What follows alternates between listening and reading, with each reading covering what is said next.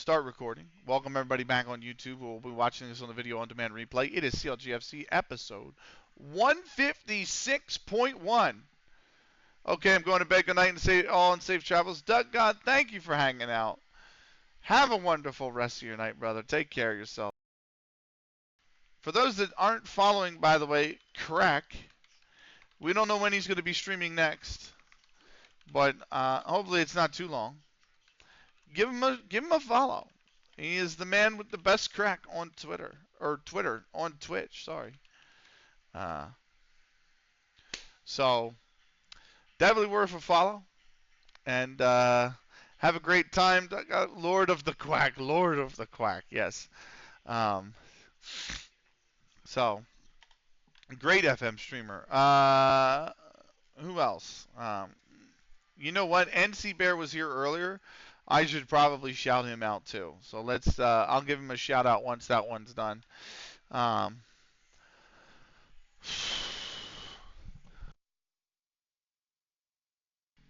we got the under-18s league. I think there's 3 games left in that league. The moment that league finishes, I'm asking the board for another coaching license, and I hope to freak they give it to me. So we'll see. They'll probably be like, "We're afraid you're gonna go elsewhere." Like, come on. You know, my contract is like super long. You know, ain't nobody got to fear. So.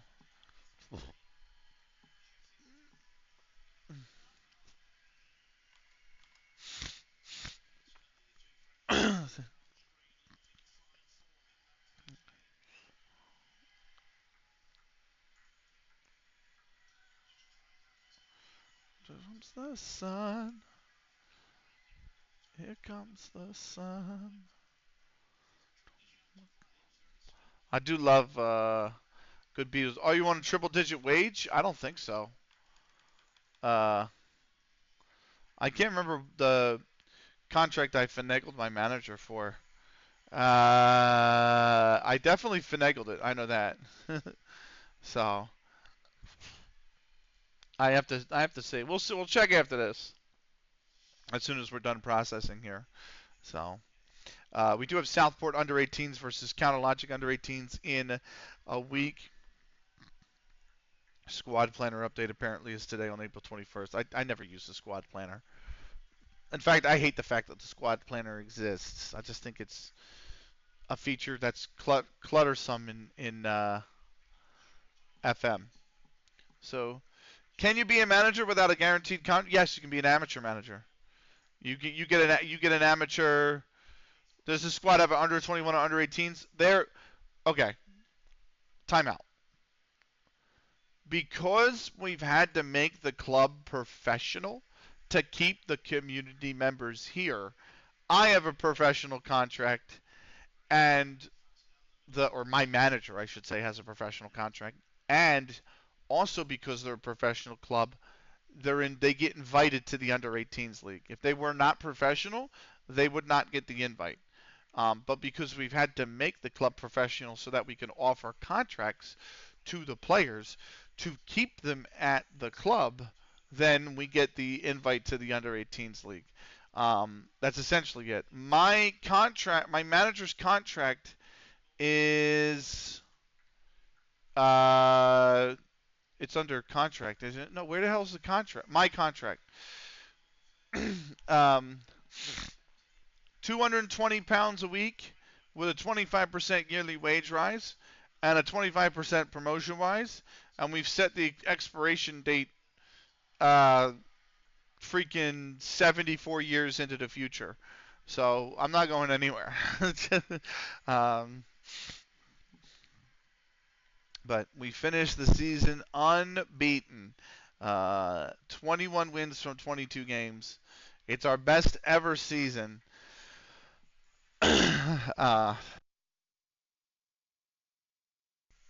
Oh yeah, where is Alensi he's retired. He's not even a manager or scout or nothing. He just retired as a player at age 22. Insane. Nice weights considering you are the most highest paid person at the club. I am not.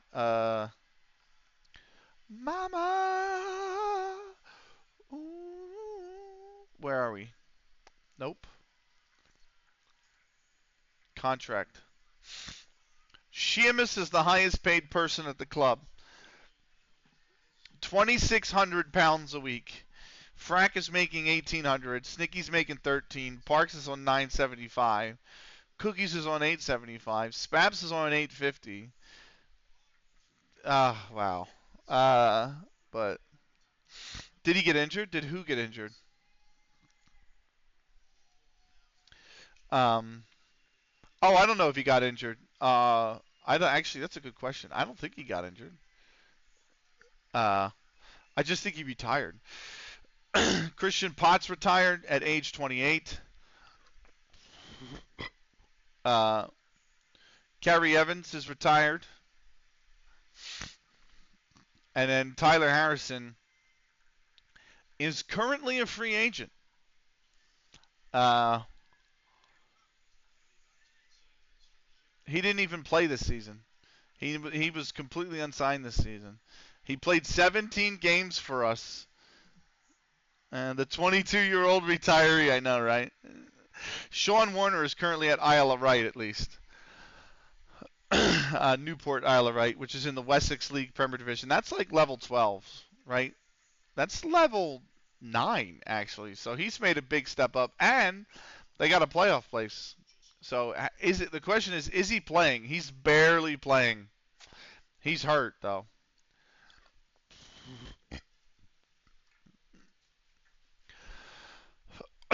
Oh, he tore his or he had a sports hernia to start this season. He was out 5 weeks, and then he has a hip injury. He's out months for.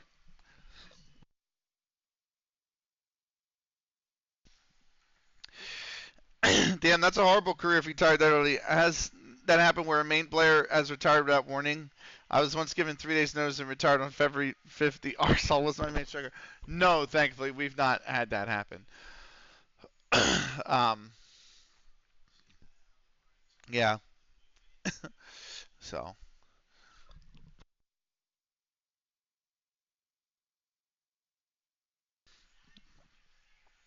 we gained 25 followers on social media. There we go. Uh, we don't want to play direct. I do not want to play direct.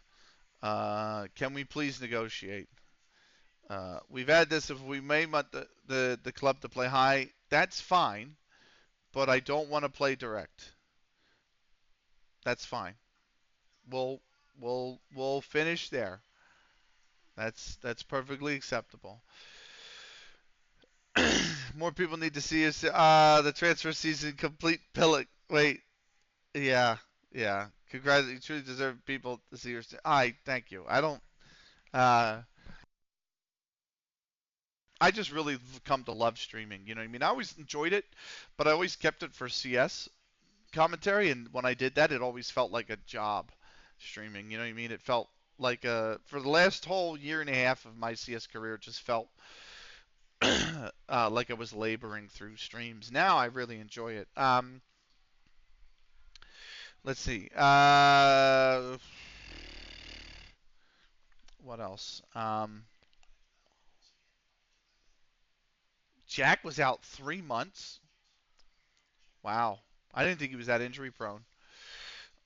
Squad end of season break. Weekly staff meeting.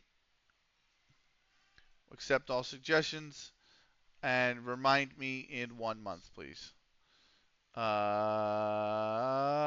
That's fine. Oh, God. Look at Edis March and Bay Cockett. Oh, yeah. Get them a contract. Hell yeah. Um, 6, both 16 as well. Like, come on, man. Like it just makes sense. Leisure Wood um, is probably going to have to move to the under 21s anyway because he's probably going to be too old. He's a January baby, so he can start the under 18s next season.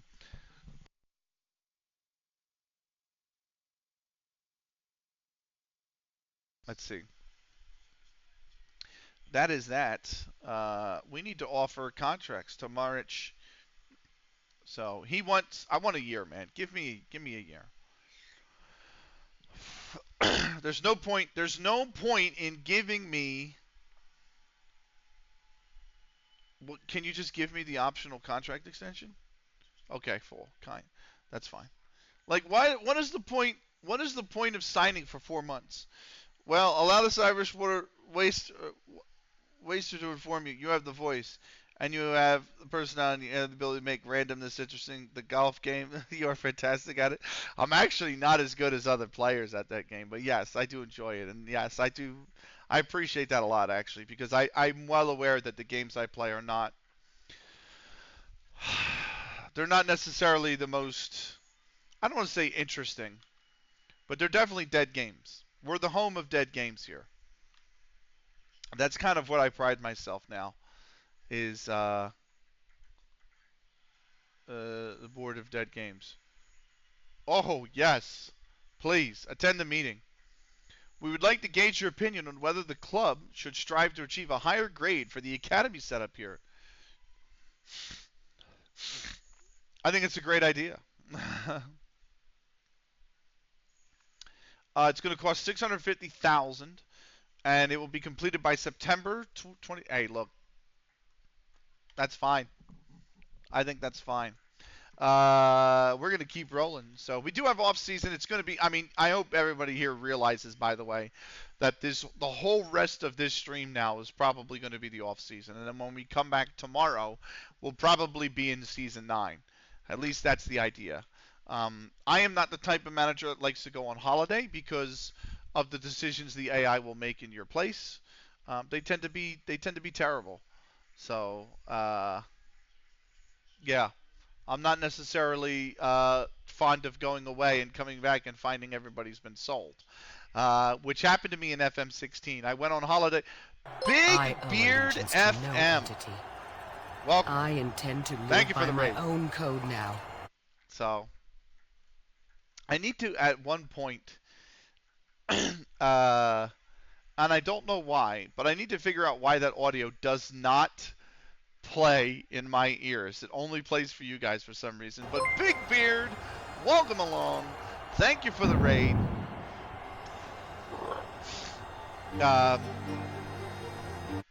How's it going? How's it going with you, man?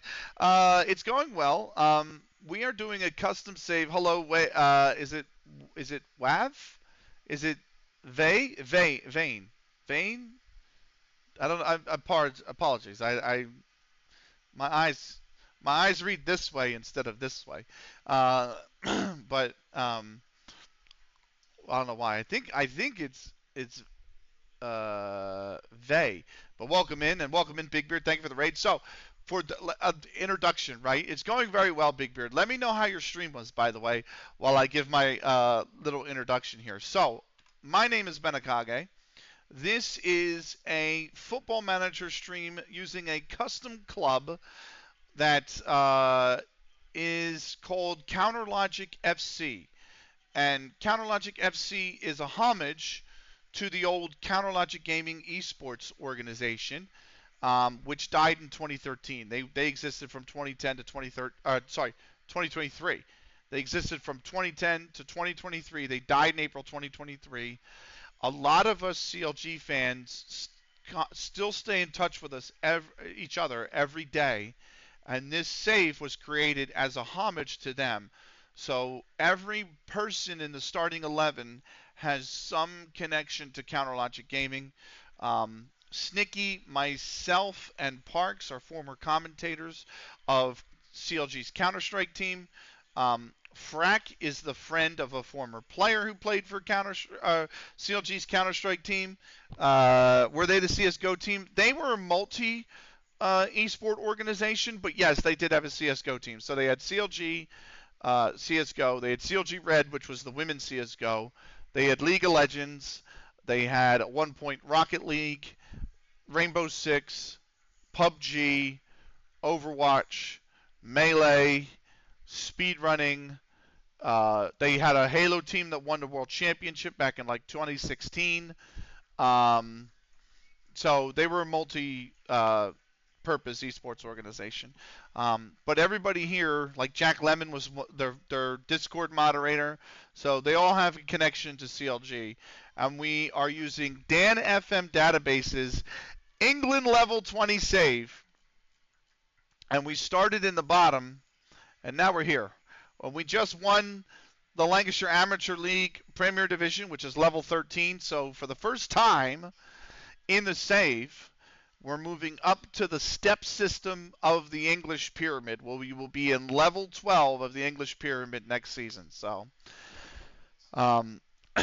but for those that let's shout out Big Beard because he is also an FM streamer that I haven't had the pleasure of watching yet. I don't think, or maybe like once.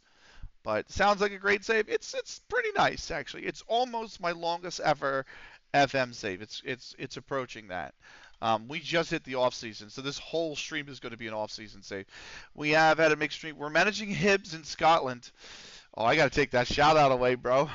I gotta take that shout out away now, Big Beard. I can't. You're managing Hibs. We gotta take that. It's like, no, just teasing. We just lost to Barca in the Champions League semifinal, which was it's terrible. It's always tough when you get so close, which was devastating. But we have managed to secure our third league win in a row. Nice, nice. Let's also shout out. Let's do a little shout out. Mon the Rangers. Nah, we're listen. I can't act like I follow the SPFL because I don't. I'm gonna be flat out with you guys. I don't follow Scottish football. Uh, if I was gonna pick a team, it would be Hearts, but I've tried twice to watch that league and like that league, and I just can't commit to watching it. So I don't know. I've had the displeasure of having a Rangers season ticket for 13 years. You've been through the fucking gutter, man. You've been through it all, brother. What the heck? You've been through everything. That's impressive, though. I myself am a season ticket member at my local club, which has been 10 years of hope and 10 years of disappointment. Well, I say 10. This upcoming season will be 10. Oh no, says Big Beard. No, goodbye, chat. Goodbye, chat. But yeah, I can't say like, oh yeah, up the Hearts, right? Because it's like again, I don't commit the time to them like I do West Ham and like I do Philadelphia. Who do I have a season ticket for? The Philadelphia Union. I am a 9-year season ticket member, 10-year this upcoming season, which is 6 weeks away. 6 weeks away, I want to say. We're actually away to start the season, which I think is the 24th. I think it's the 24th as the season starts. I'm about to say Union. Come on, Union schedule. We have Orlando City on the 22nd, and then we're home against Cincinnati on the 1st. So I've been going for 9 years. Big up Maurice, dude. Yeah, I know. He was big for you guys, wasn't he? He scored that legendary goal, man. West Ham they drew Lincoln City. Nothing else going on here. Cockett signed okay, I think it's Marich who signed he signed a 4-month contract. This prick. I wanted to get this guy for a year, and he's like, no, I'm only going to sign a contract for literally, or is it a pre-contract? Oh, it expires. Oh, he's a youth contract. So it's fine, right? So, are they both youth contracts? Oh, they're both youth. I don't know why they're pre-contracts. Why am I even worried about them? So, hey, nice man. I'm a Chelsea fan myself, but I had family in Edinburgh, so I've been to a few Hibs games when visiting them, and that's my affinity to Hibs comes from. That's sick, actually. That's really neat. So it's got to be gorgeous in Scotland. You know what I mean? I mean Edinburgh and um, Aberdeen and Inverness. Like it just looks. Every time I see anything about it, I'm like, this just looks like majestic. You know what I mean? Like it is. Yeah, that's good. I just I, it looks. I don't know how to say this. I want to put it. I'm going somewhere with it. Let me just put it. Because every time I look at England, it's like the southwest is nice, like Cornwall area and all that. Like that looks really nice. But then like the rest of it kind of looks really overpopulated. You know what I mean? Like Manchester, London, the Midlands, Yorkshire. But then like you get up to Scotland and it's got that a few really big cities and everything else is just really the best of the British countryside. It seems like. Um, yeah. What is this? Oh, okay. I got pinged in Discord. I'm like, who just sent me a message?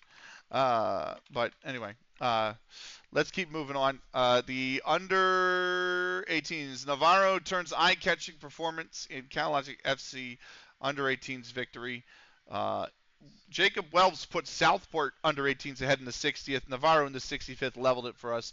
In the 74th, we won, and that is another under 18s title for the National League Northwest. So past winners. Apparently, I can't even see that. Good, but yeah. There's 10,000 people where I live. There is Cornwall is beautiful. Lucky to have family there too, so can visit often. Nice. I'm gonna have to rate and run, but yeah, it's late there, man. But I appreciate you, Big Beard. Thank you so much. I'm gonna drop you a follow. Where the hell? Oh crap! It's giving me mod. All right, hold on. I'm gonna have to get out of OBS. I tried to do that in OBS. I'm gonna have to drop you a follow right now. So, and I'll catch you on your next stream. Uh, Let me do this. There we go. Dropped you a follow as well. Uh, Thank you very much. Nice to meet you. Enjoy your stream. Thank you. There's 10,000 people where you live. Philly had 1.5 million when I was in it. I was born and raised in Philadelphia. I now live in a town that has 1,600. Real tiny town in America. So I'm about 80 minutes west of Philly. um, and I say that the town has 1,600. I actually don't live in the town. I live outside the town. So uh, we actually don't have a. I live in an area so remote. We don't actually have a town name, an independent town name, because the houses are so dispersed. So when I get the tax form every year, and they're like, "Oh, what county do you live in?" I have to put unincorporated territories because it's that remote. But it's nice. It's beautiful in that area of America. Country's kind of got a lot of problems, but it is a nice area in terms of the beauty and the safety. Um, so that was Southport under 18. Man, we just a heads up too about the save, because it's England level 20, and this is season 8. We've just concluded. Um, our database is big, very big. So off season does take a bit to get through. I actually might go on holiday just to help uh, speed it up. But those on Twitch, you just got the ads, by the way. So, um, but I mean, it's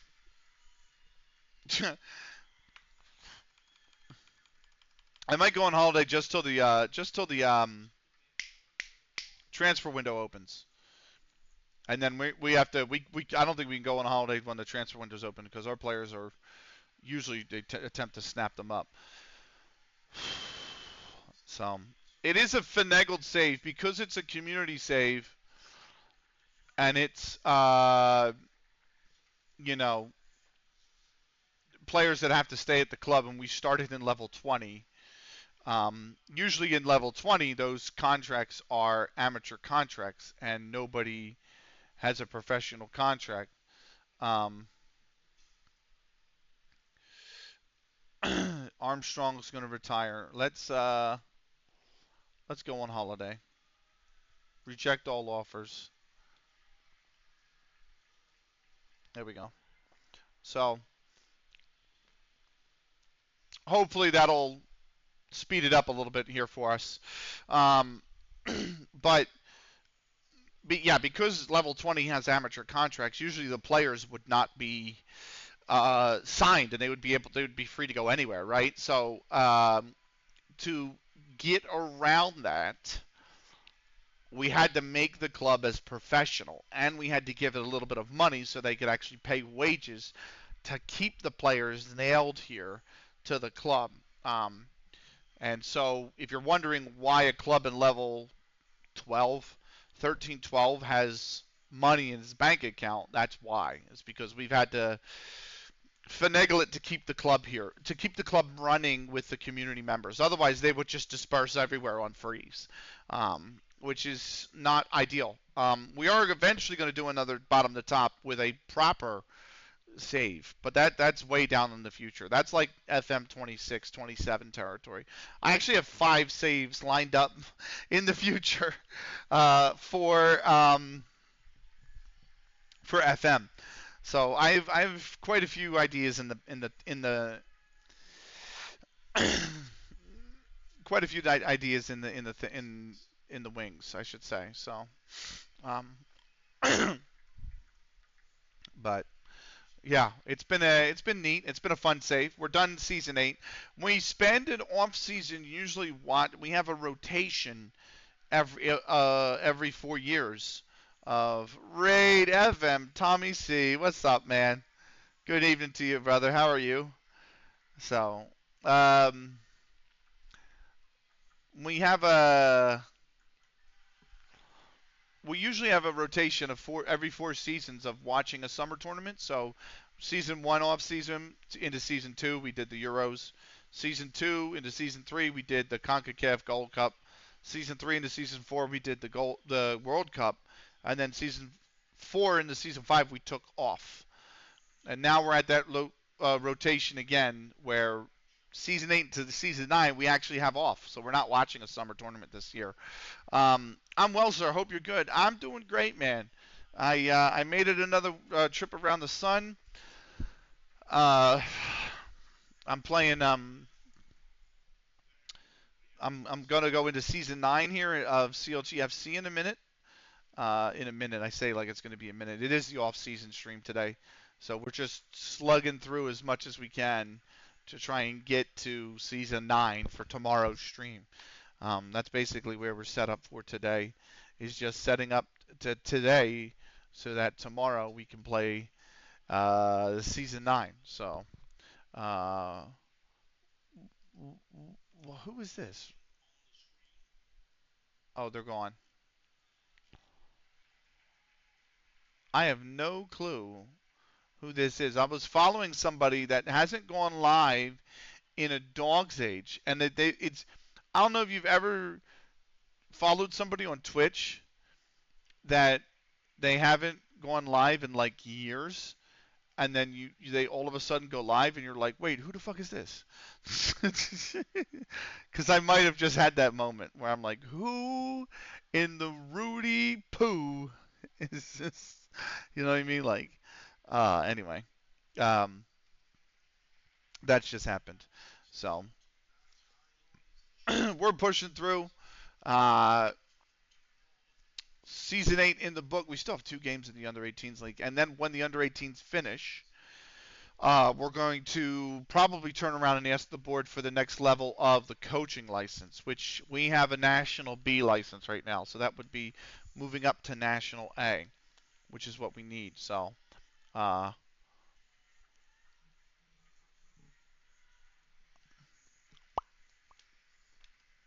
who is this? And what is this song? And why is it playing? This is Time from Pink Floyd, from Dark Side of the Moon. I'm not huge into Floyd. So I might ask this to, well, the next one is Dreams from Fleetwood Mac, so get that on. Oh, come on. I know you didn't do that. You did do that. You bastard. So, I've heard this song in so many memes, like, or not memes, but like sports videos, you know? So, tell you what, gang, I am going to step away for a minute. I have to use the restroom. So, and I want to put my bottle in the other room. So I'm going to step away for a few minutes. I will be right back. I'll let this run because obviously we're in off season and on a holiday. But I will be back in about 2 to 3 minutes.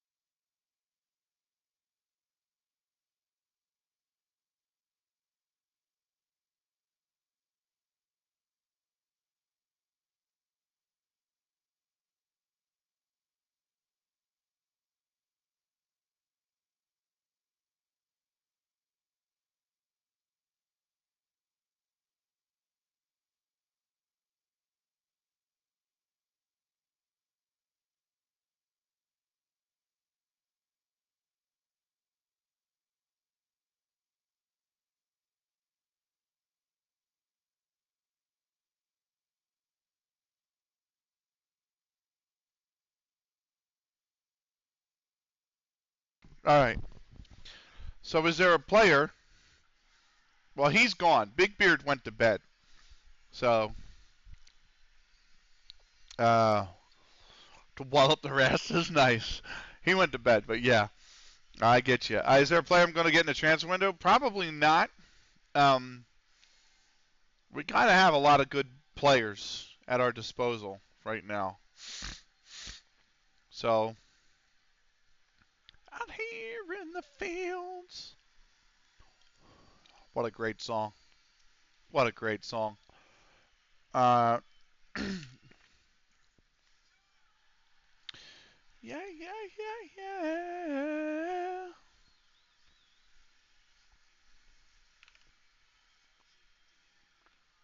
Uh, uh, oh.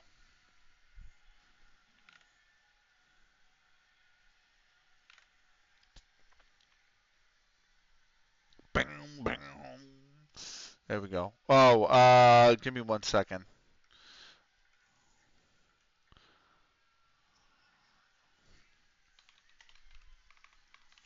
Let me just answer this Discord message real quick.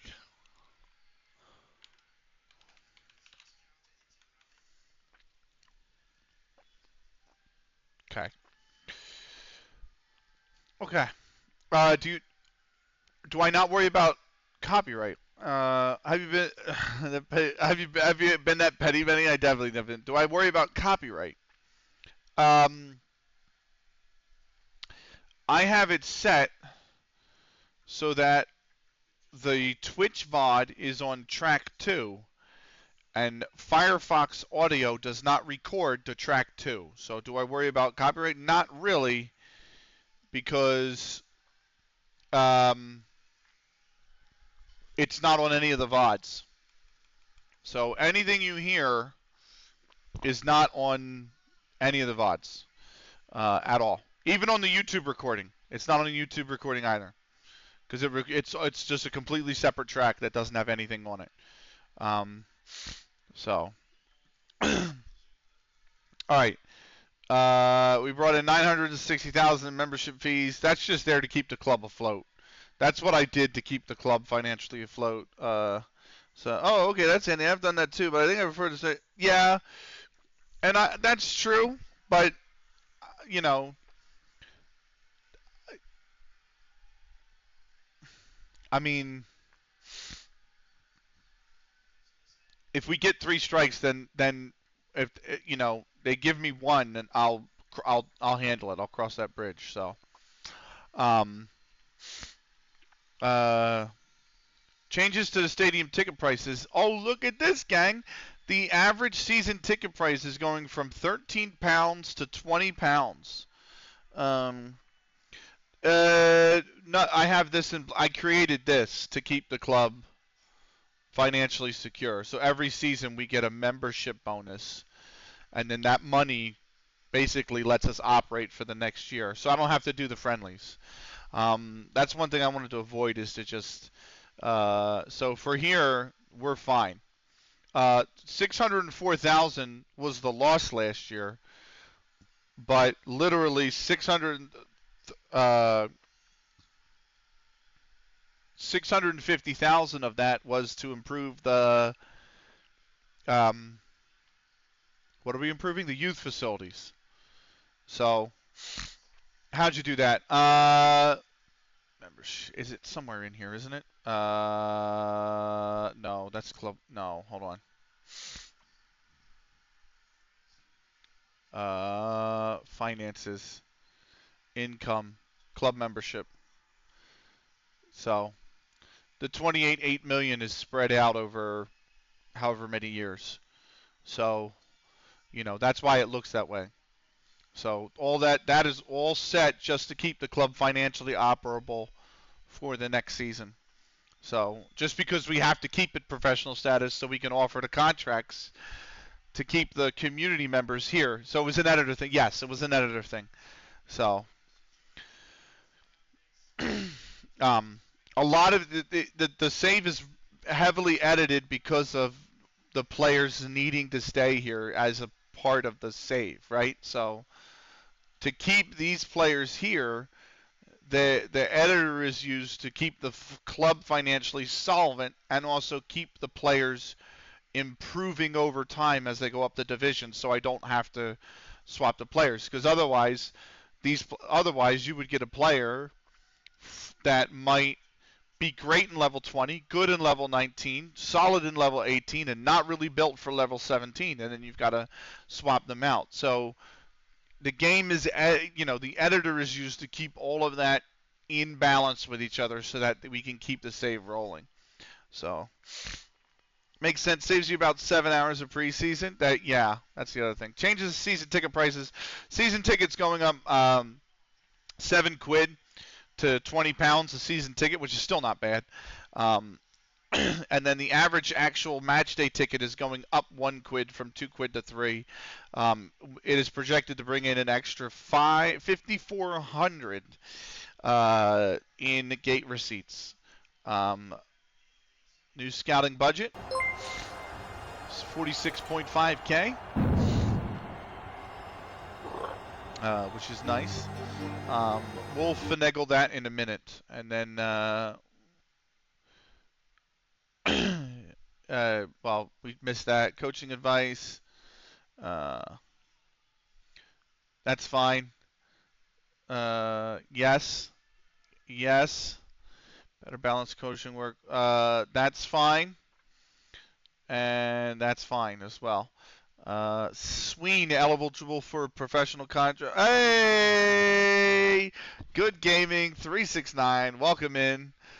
How you doing, man? And if you guys are playing FM and this is your first time here, let me know what kind of save you're playing.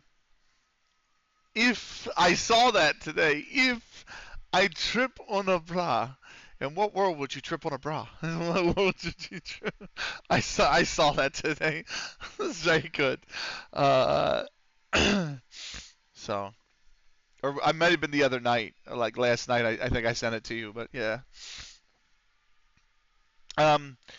Do we have the under 18s? This is Armstrong who's retiring. That's why I stopped. Is Armstrong's retiring? So I wanted to see the message and maybe send him off if we could.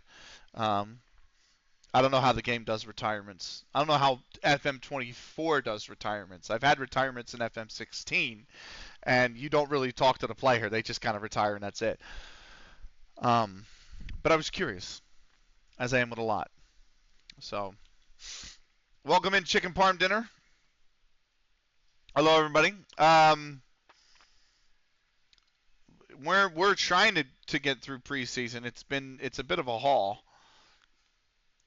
We got the under 18s in their penultimate game of the season, which is against Chester under 18s, and we also have on that same day, Dia Oliveira is retiring.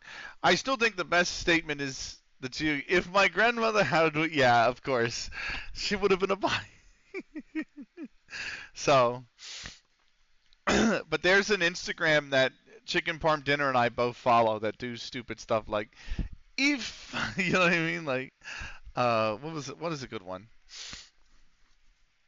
What was a really good one? They were like, if I raise a chicken from when it is an egg to when it is super dinner meal, then does that make me a chicken tender? It's like all stupid shit, but it's great. That's fine for these. Remind me in a month. So I should be getting the note that what's his name is retiring. I can't even remember the player's name. Great song. This is such an underappreciated Oasis song.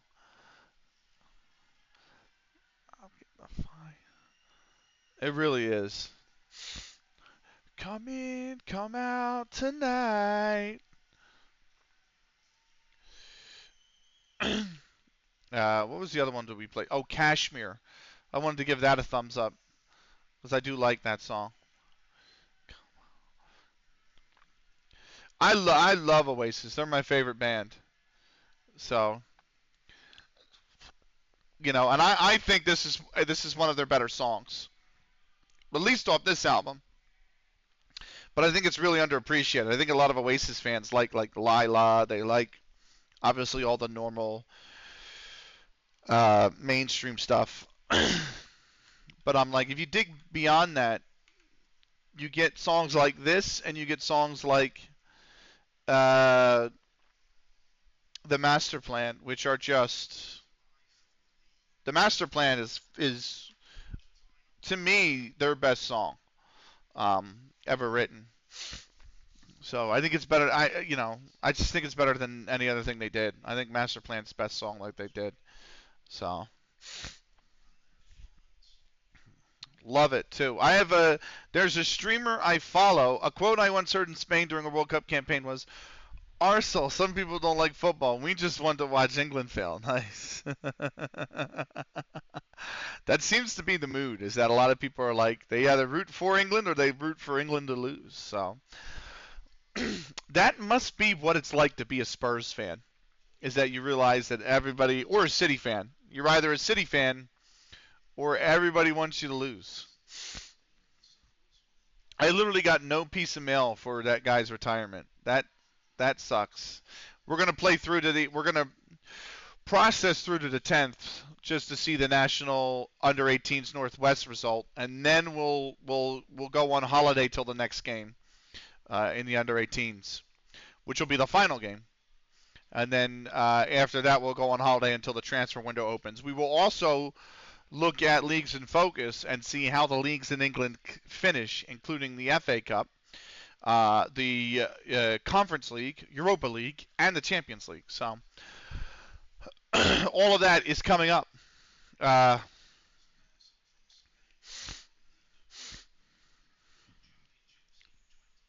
What's next? I,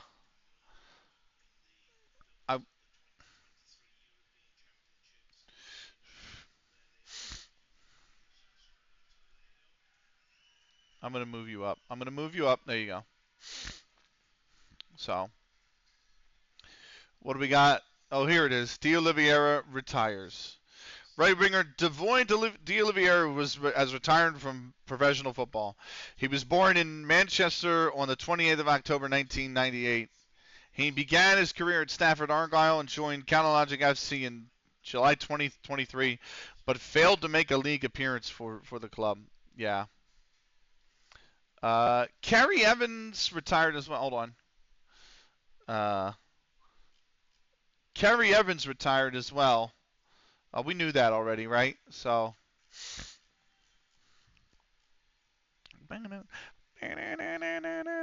Our save, by the way, the reason it takes so long, we've crossed the 400,000 mark. We're at 405,000 players.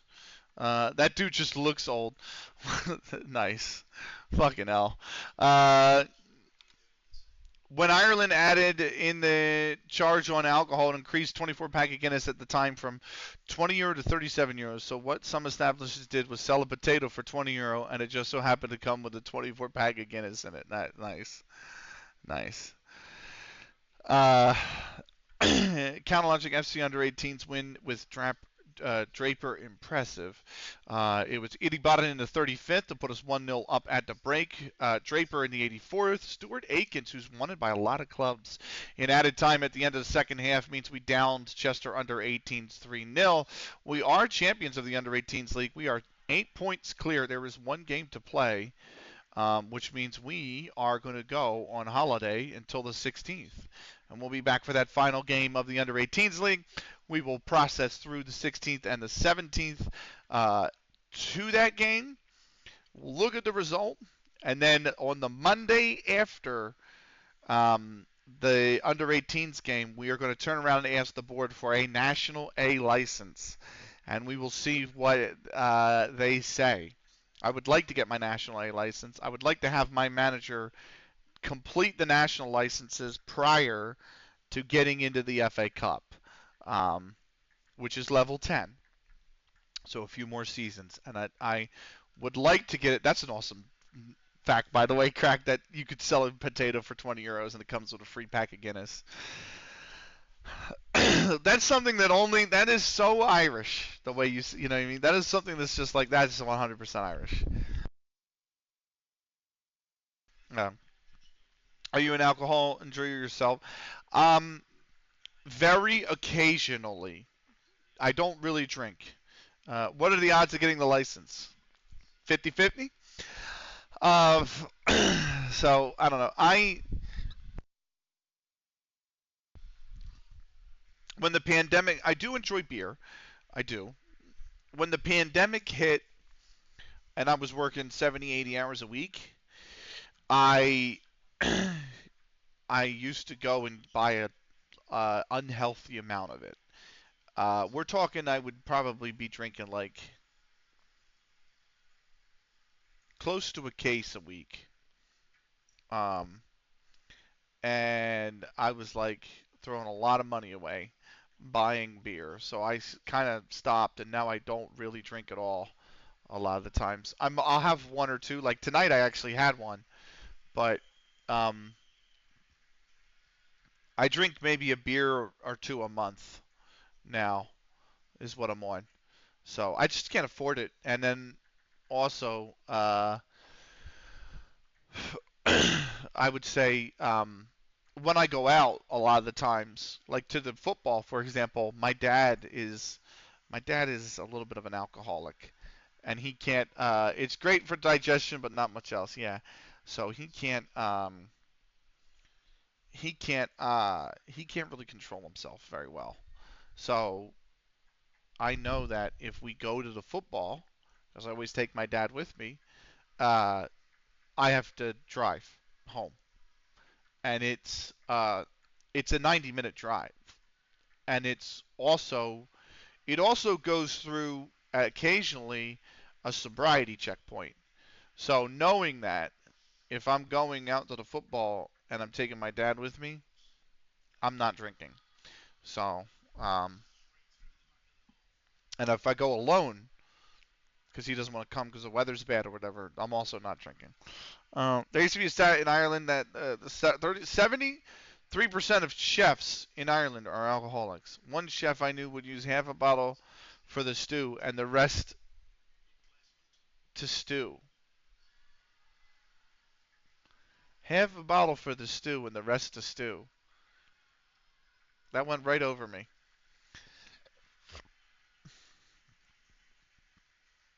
That went right over me. Uh,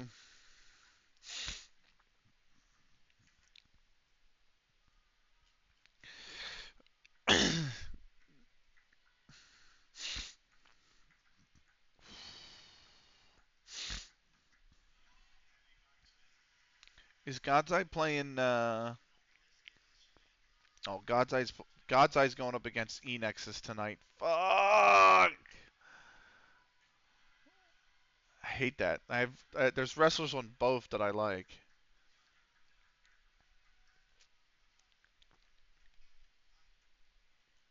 I hate that, man. I hate when there's two tag teams that both have wrestlers you like, and it's just like, meh. Um, Misa Aqua has completed the rehabilitation phase of his treatment plan. Is now ready to return to. Oh, okay. He's been out for 5 weeks. So, stew is an Irish meal, by the way. Actually, really nice too. What is? I might have to look that up. Uh, oh, good. A Kunikun's capable of shooting from range. Good. That's gonna help. Uh, let me see here. We got what the social media going on. We'll check the prem in a minute. Union beat Dallas 2-1. So that's nice. Irish stew. Well, Irish stew. Oh, beef stew or stobhock is a stew from Ireland that is traditionally made with root vegetables. I've had this before. It's very good. So, have you watched or have any interest in the Misfits show? No, I haven't. I'm not one for TV, man. I actually don't watch any TV at all, practically. The only thing I watch is on TV is sports. Watch baseball, football, uh, very occasionally ice hockey, and sometimes rugby. That's about That's about all I watch on TV. So no, I'm not gonna sign. I'm not gonna sign another coach. So I actually think. Wait, hold on. I think we've had a staff member retire, if I remember correctly. I think we've had a staff member retire.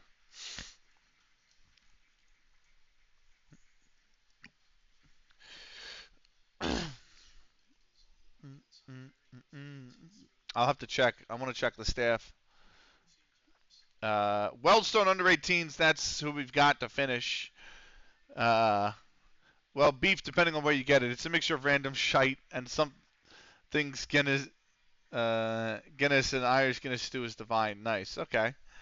Good to know. Green Shines is Fugbola. Finds fitness for under 18s. Um, he's not usually that when that says that it means he's scored and he's not scored. Was he player of the match? No, we played finds fitness. He came in.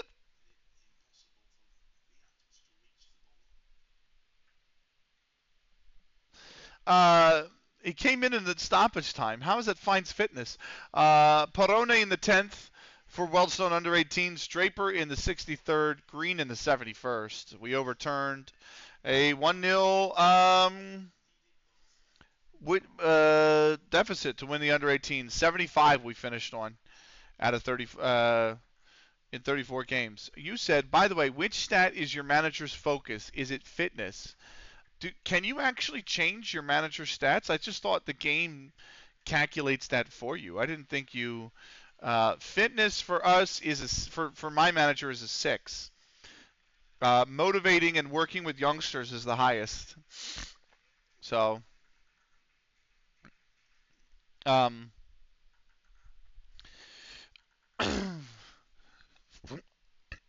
and then people management is also high.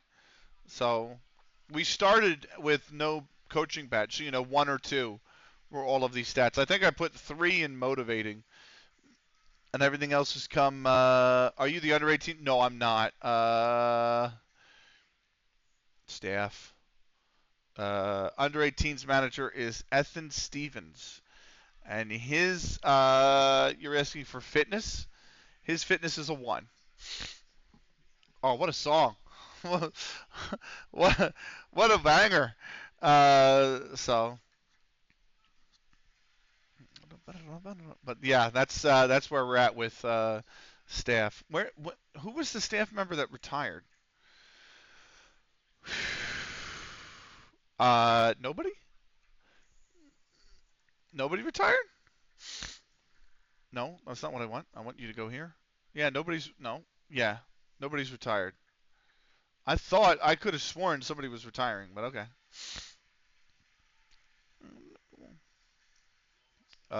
Staff. I don't know what happened. I'm guessing if you do the training, maybe it grows, but they'll have a clue. Yeah, maybe. You are right there. But what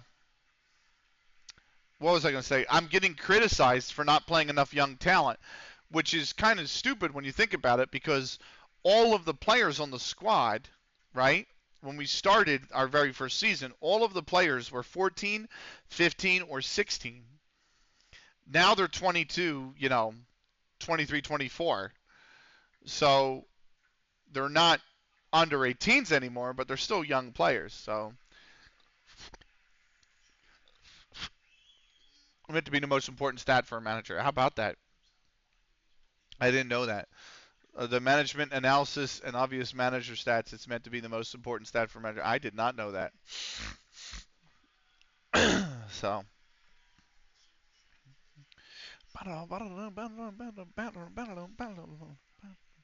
Great track. Thumbs up. I love this track.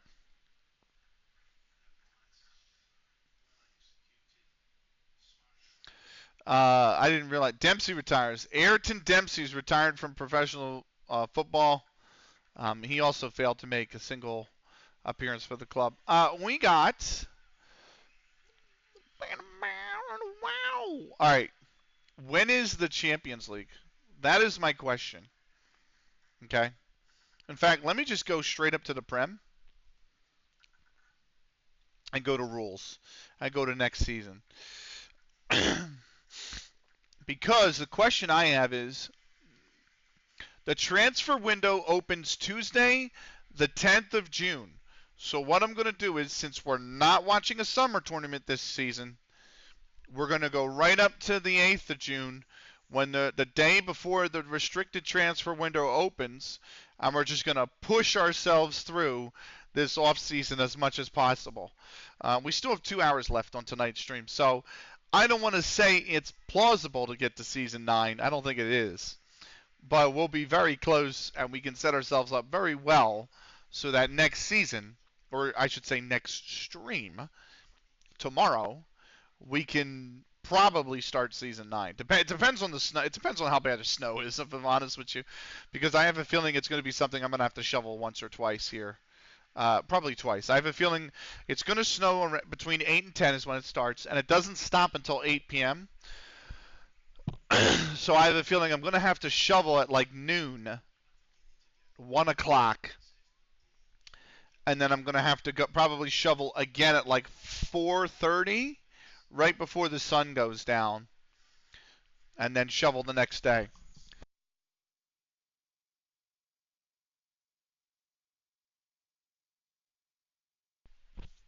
So we're getting 6 to 8 inches. So that's 15 to 20 centimeters is what we're getting tomorrow. Uh, so it's gonna be a bit, but but anyway, I do. You talk about, by the way, Crack. You talk about um, wrestling, and you talk about WWE. I'm not huge into wrestling anymore, but I think I'm really a big fan of you poor bastards. Yeah, I'm really a big fan of Japanese wrestling. The older I've gotten, the more I appreciate uh, Pororesu. Uh, at least you can make snow angels. That's true. But yeah, I've really liked I've really New Japan Pro Wrestling, mainly New Japan Pro Wrestling and Stardom are the two that I really enjoy over in Japan. But my biggest problem is come on, get out of there, will you? Uh, my biggest problem is my favorite wrestler in New Japan Pro Wrestling doesn't wrestle in New Japan anymore. He's at AEW. I think he's at AEW. And my favorite wrestler in Stardom doesn't win. She just doesn't win. So it's kind of tough. She just, it's just like they're not pushing her.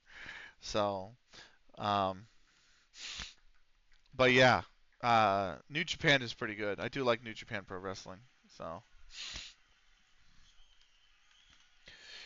I don't know if you've ever uh, followed it or anything like that, but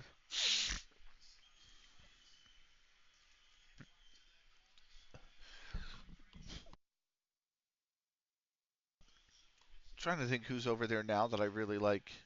Uh,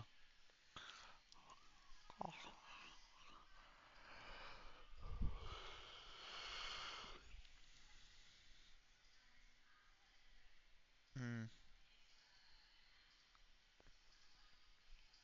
trying to think who is uh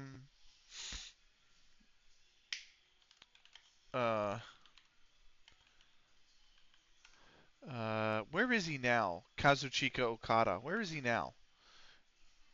He's at AEW too. Believe it or not, great wrestler. Uh, the matches him and Omega had in is it Kenny Omega? Yeah, Kenny Omega's my favorite. Yeah, but the matches Omega and Okada had at NJ PW were fucking incredible. It's had a bad 3 years, but it has a rise again. Ironically, AEW is killing NJPW, and Stardom has a new competitor. So let's see what happens here. There, it's hardly Mayu Iwatani for a 31-year-old. They're awesome. Let me see. I need to get into more of it. I used to follow NJPW really closely years ago, and I kind of just like.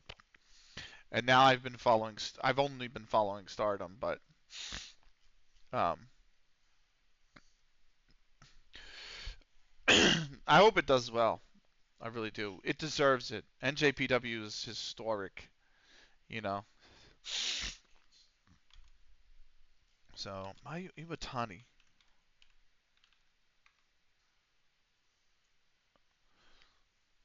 Oh, okay. Yeah, yeah, yeah, yeah, yeah. Yeah. I also like uh let me go to Stardom's page real quick. No, that gave me a fucking come on.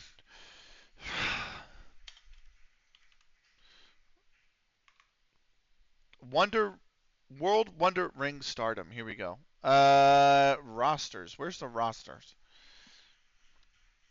You don't got the rosters? Roster. Here we go. List of World Wonder Ring Stardom personnel. Uh, yeah, unfortunately he's broken down and obviously taking a paycheck. He's had one good match with AEW. He's been phoning it in since joining. The most he's done is attempt to commit save. Nice. Yeah, no, I know. Ever since he left NJPW, he's not really been the same. Uh,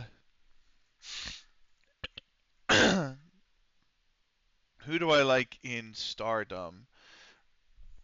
Mina Shirakawa is just incredible. Like she's it she's a wrestler that just knows how to market herself. Like, and that's like fuck. It's just so good. It's just so entertaining to watch. It's just so goddamn entertaining to watch that. But I do like what's her name? Koguma, right? Yeah, Koguma. And Lady C are the other two that I really like. uh, so, yeah, but they don't get a lot of airtime. So, and they're both not being pushed. Koguma and ACM, or not ACM, Lady C. I believe ACM is there, and I hope they do well since they failed in NCT or NXT. Okay. Did they fail in NXT, or did WWE just not book them? Because WWE has a history of signing incredible talent and then doing absolutely fuck all with them. Um, Ironically, it's just been that all the top talent are old, and the youth have been keeping squash on AEW. Mina is also on AEW, treated like a schmuck on there too. Yeah, I don't know why, because her and uh, Tony Storm, like when they work together, it's absolute fireworks. Like it's so good and it's so entertaining. And those are two people who just know, like they just know the business. You know what I mean? So it was the black and gold NXT. So we'll let you decide. You know, wrestling booking ain't easy. I know that. I'll be the first to admit that wrestling booking is not easy. But I will say, can you not? Can you not? Uh, you know so I was looking at something like can you not? But I will say there's some definite talent that's just straight up not being booked, and it's a shame. Um, oh my God, so many people are alive tonight. Wow, everybody's popping off. So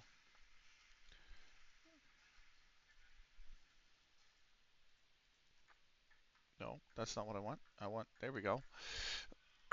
So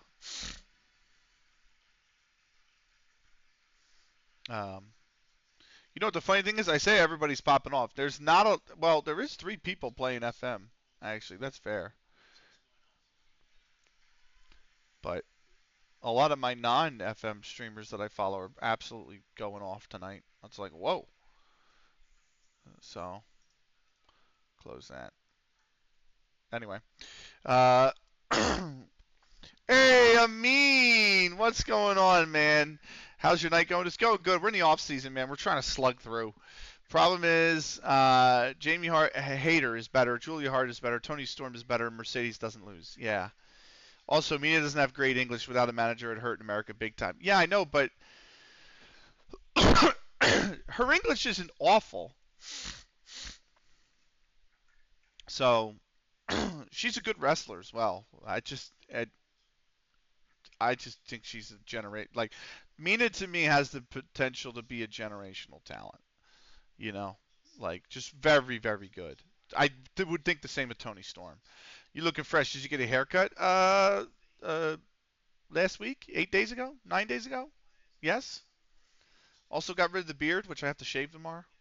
So I got a lot to do tomorrow. Actually, it's a shame. I got to wake up, go get gas early in the morning, come back, probably shave the beard off, the stubble, uh, and then uh,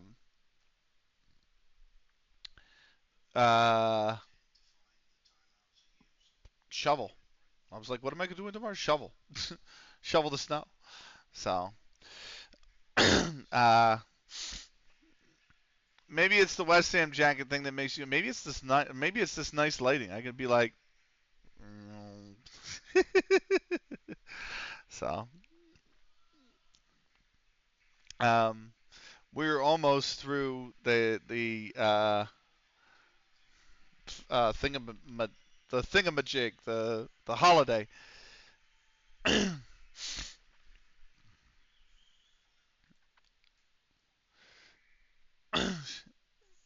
Truck. I was actually surprised Good just started a MLS save today. And if you like women's wrestling, NXT's roster is stacked. It is, yeah. I just, I have such a problem with WWE, man. It's so poorly booked. It's been a lot better since Triple H took over running the thing, but it's just, I wouldn't say Potter's looking over it. That's harsh. I think that's harsh because Palace are just really, really in form. They're unbeaten in 7, I think. So West Ham are, people got to understand West Ham. The ship's still rocking. You know what I mean? So uh, you gotta let time to let the you gotta give it time to let the seas settle. You know what I mean? Like their first test was Fulham, who's a decent side, and their second test is an in-form Crystal Palace. Like, and they're still without Antonio, and they're still without Bowen. So, you know, it's not really gonna go. It's gonna be a tough couple of months while they're recovering. Well, Antonio's out for the season, but while Bowen's recovering. So I think, and the transfer window's well, it is open. So I just think people need to give Potter time. You know what I mean? It's been 2 weeks. Everyone's like, oh, this could be a mistake. It's 2 fucking weeks. Like, come on, man. It's not even 2 fucking weeks. It's literally been a week. So everybody's got to just relax. So I think we'll be fine. We're not as bad as Ipswich. We're not as bad as Southampton. And we're not as bad as Leicester. So we'll be fine this season. Let's just get through it and let's see how we can build for next season. I think everybody saw Lopetegui and realized we're not building anything towards next season. We're not even building anything at all. So, I know, but he's not who I would have went with. I mean, it goes back to the original point. Why do you even fire Moyes in the first place? You fired Moyes because you listened to dimwits on Twitter. Essentially, that's what West Ham did. West Ham fired Moyes because enough shitheads made enough noise on Twitter. That's what it felt like. Because now all the West Ham fans I talk to, a lot of them go, I didn't want Moyes gone. And I'm like, he shouldn't have been gone. West Ham slipped under him his last season, yes, but they sold the best defensive midfielder, or the second best defensive midfielder, in the Premier League. How are you not going to perform worse? The defensive midfield is the most important position in the modern game right now. And right now, I would say for the last 5 years, Defensive midfielder is the most valuable position on the pitch. And you just sold the second best one in the league out to Arsenal. I'm okay with the sale. I totally get the sale. I have nothing wrong with the sale. But the team is going to perform worse because of that. You know what I mean? You have to think about that. So I don't know. Oh, I know, but he's not. That's my position on it. That's why they should have fired Moyes. And they asked him. The press asked him, why is it you're struggling this season compared to last? Oh, we don't have Rice. We sold Rice. You know what I mean? You'll just survive. And as I said before, you need a disciplinarian. Not, I realize Moise, because he wanted a 35% pay increase in multiple transfers, would sack him. I'm not sure. Listen. He won us a trophy, a European trophy. Like, that was unthinkable for West Ham prior to him arriving. You know? We made 2 Europa League semifinals as well. Like, that didn't deserve a little bit more time. I don't know. That's my frame of thought. So, but they did what they did, and when they hired Lopetegui, I was like, this is not it. And everyone, I hate how fickle they are, the fans sometimes, because everyone was like, oh, he's an attacking manager. We're really going to do it this now. We're going to go forward, and we're going to be, and I'm like, we're going to be 15th. You know what I mean? And I was wrong. We were 14th. But come on. Anybody who knows football knew that wasn't going to work out. You knew that was not going to be a good hiring. And everyone's like, look what he did at Sevilla. Okay. Look what he did at Wolves. That's all you need to look at. Look what he did at Wolves. Another horribly mismanaged club though, to be fair. Like Wolves is just that club is I think our owners are bad. We could be Wolves. So,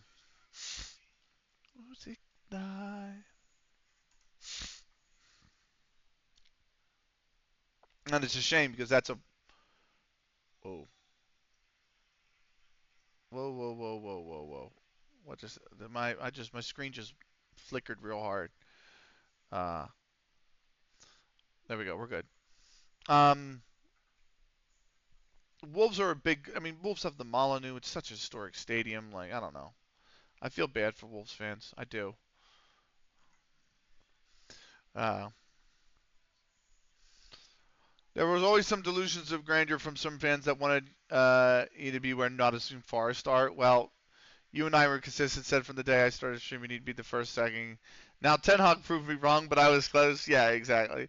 I didn't think it'd be the first second. I actually thought it's going to be one of those things where, these clubs that come up, like Leicester, and they sack their manager when they're not out of relegation zone, and then they get a new manager to try and help them, and they don't keep them up anyway.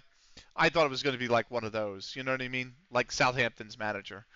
So I actually like this song. It's a good song, but I'm gonna give it a thumbs down, and we're gonna move on because I worked retail and that song was in the rotation, and I will not fucking listen to that song again. Because I've had to listen to it 20 times a day for 18 months. So no satisfaction. Also less, but yeah, exactly. Exactly. Nothing's keeping them up. You know what I mean? So, I mean, Jamie Vardy's a great striker, but he's 36, right? 36? He's 38. So you're putting NC Bear with the rain. I intend to live by my own code now. Welcome in, NC Bear. How was your stream? So, chat, give the NC Bear a follow. Great North American FM streamer. I couldn't remember how to raid, so we lost some stragglers, but I thought I'd raid nonetheless. I appreciate it, man. Real short stream for you tonight, man. What'd you do? How was your save? Satisfaction. Still more league titles than all of Arsenal. Yeah. Yeah. So, But give NC Bear a follow. North American FM streamer. He's doing. Where's your saving now, NC Bear? Because you did an MLS save and then you stopped, and now you're in Europe somewhere, and I can't remember where you're at. Uh, it's bugging the shit out of me now. I can't remember where you're at. Uh, yeah, that's right. You're in Japan. That's right. No, you're not in Europe. I said Europe. You're in Japan. That's right. You're doing a Japan save now, which is neat because they're finally in FM. Dude, my brain just broke when I went to raid. It's wild. Yeah, mine's breaking on stream. Um, oh, that's a transfer offer. We're gonna return from holiday early. Yes. Who's the transfer offer? Okara Moosdale. Yes. Sheffield City won him. Holy shit! I have 127 messages. Uh, I didn't even get to select the preseason date. Shit. Um, no. Okay, that's fine. Bryson's eligible for a professional contract. Man. Oh, I never asked for the license. Shit. Shit. Shit. All right. So, you doing an and save? Appreciate the shout out. We're doing a blue lock save, all strikers. It's also a bit of a fallen giant save, but that's secondary to the striker thing. So PNG the club, well on you, surprised they move at all. Nice. I totally forgot to go to the board. Action. Where the hell's the board? Why can't Club Vision? Good lord. Come on. The board will get back to you shortly. Okay. Uh, that's fine. Unlikely to produce. That's fine. Uh, recruitment advice. Player requires further development. All right. All this is fine. Woo. What happened there? I think I accidentally closed a day. I did. Oh my goodness. They want our players, man. All of this is just rumor shit mostly. Damn. Uh, shit. I forgot about this. The extensions. Um, they expire at the end of this month.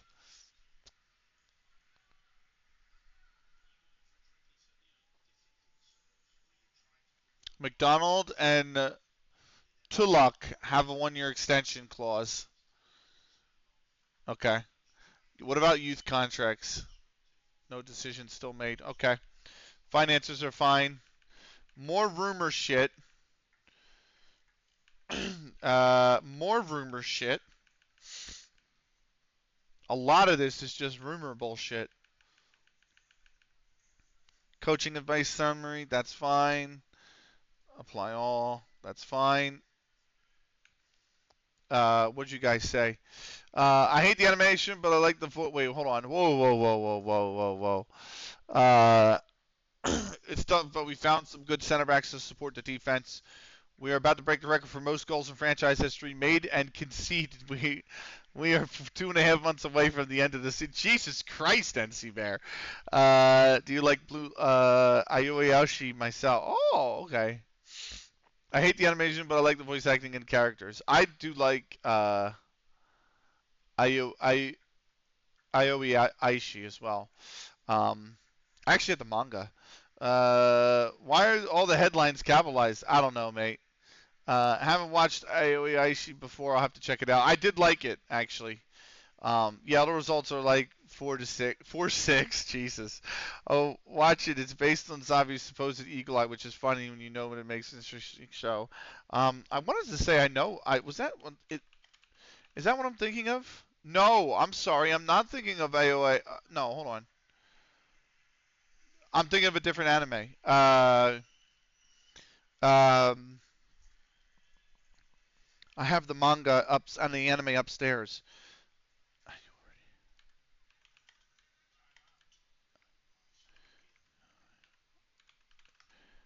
Is it like?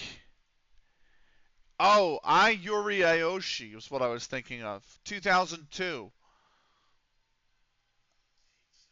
God, why did I had a brain fart. So, completely different anime. Um, recruitment device. Okay. Everyone wishes Blue Lock went to the Haikyuu studio. Yeah. So I wasn't like I remember when that anime blew up on the scene. I was like, bro. Um, I mean, it was just everywhere, and I'm not into that. I wasn't into it, but all right, we're gonna go back on holiday for 2 days. So you're still would have been so much better. You're still watching Haikyuu for the first time. Yeah, I was thinking of Ayuri Aoshi was the one that I was thinking of, and that's a romance anime. So from 2002, I can't believe that's fucking 23 years old. It's okay, but slow and volleyball isn't really my thing. I like volleyball, but I'm not gonna sit down and watch an anime on it. Like I like tennis, and I watched The Prince of Tennis, and I was like, it really, I labored through Prince of Tennis. I mean, labored at times through the Prince of Tennis. Sad truth with that is the original Haikyuu studio's gone, and season 4 was a mixed bag, but the movies are also. It's not Yuri on Ice. I loved Yuri on Ice. Only other sports anime that I've loved. I've labored through a couple animes just to finish them. Get Backers was another one. Get Backers is a 52 or 56 episode series that could have been 26. Uh, Here's an interesting fact: Yuri on Ice was created after the mangaka watched Balls of Fire. It, all right, we're back. Oh, come on. We're therefore inclined to say no. Come on.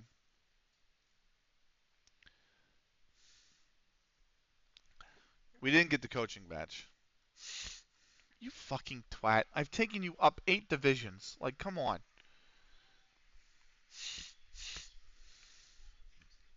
Fucking absolute twat. Ah, you're still watching Rising Impact. I haven't watched anime in forever. Last anime I watched was Get Sack, but that was a rewatch. I rewatched Get Sack. That was the last anime I watched. Phenomenal anime though. Holy shit! Like groundbreaking anime that one. Yeah, I'm still enjoying it. Just not one I'm psyched to watch. Yeah, yeah. I had to labor through Prince of Tennis. So I need to catch up on Dan Da Dan first. Nice. Rising Impact's anime is also the manga is done and based on it. The anime has 2 seasons more max. The anime should be like 26 episodes, man. I don't these ones that do like 50, 60, 70 episodes. I rarely enjoy myself with those animes. Somebody told me One Piece is good the other day, and I'm like, please, please, please. It's like 2,000 eps. No. Okay, it's Bleach after Bleach died is One Piece. It's just filler. I'm loving the Shangri-La Frontier. Nice. Dun Dun Dun is great. Funny people get annoyed about nothing like nothing the controversial bullshit. Yeah, I know. It's good, but the annoying child is getting on my nerves. Nice. Yeah. I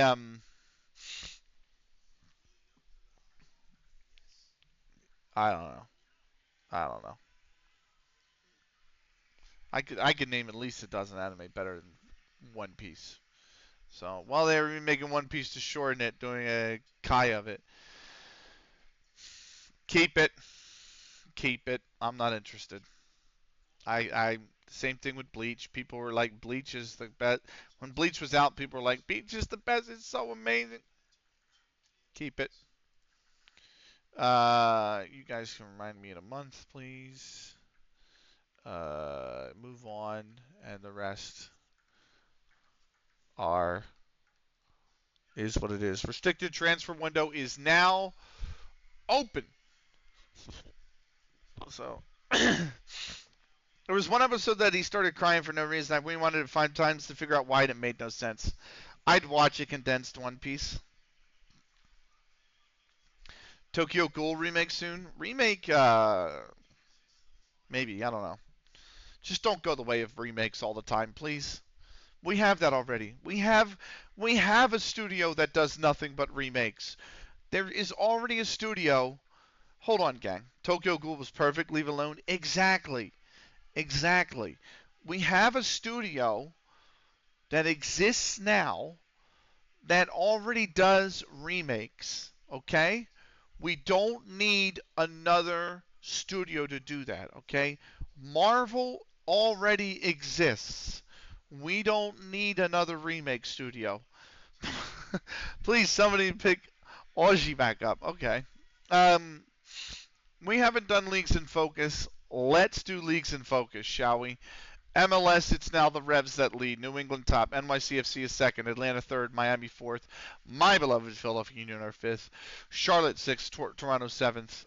Columbus eighth. Orlando City ninth. And then Montreal on the outside looking in, level on points with Orlando City. And the New York Red Bulls are one back. Chicago only 11 points in 18 games. In the West, St. Louis City's top, Galaxy second, Seattle third, Real Salt Lake fourth. All of them on 28 points, by the way. Minnesota's a point back from that in fifth. Then it's Austin, Houston, Portland, and Sporting Kansas City. Round out the playoff places. Colorado and the Scum are 2 points back.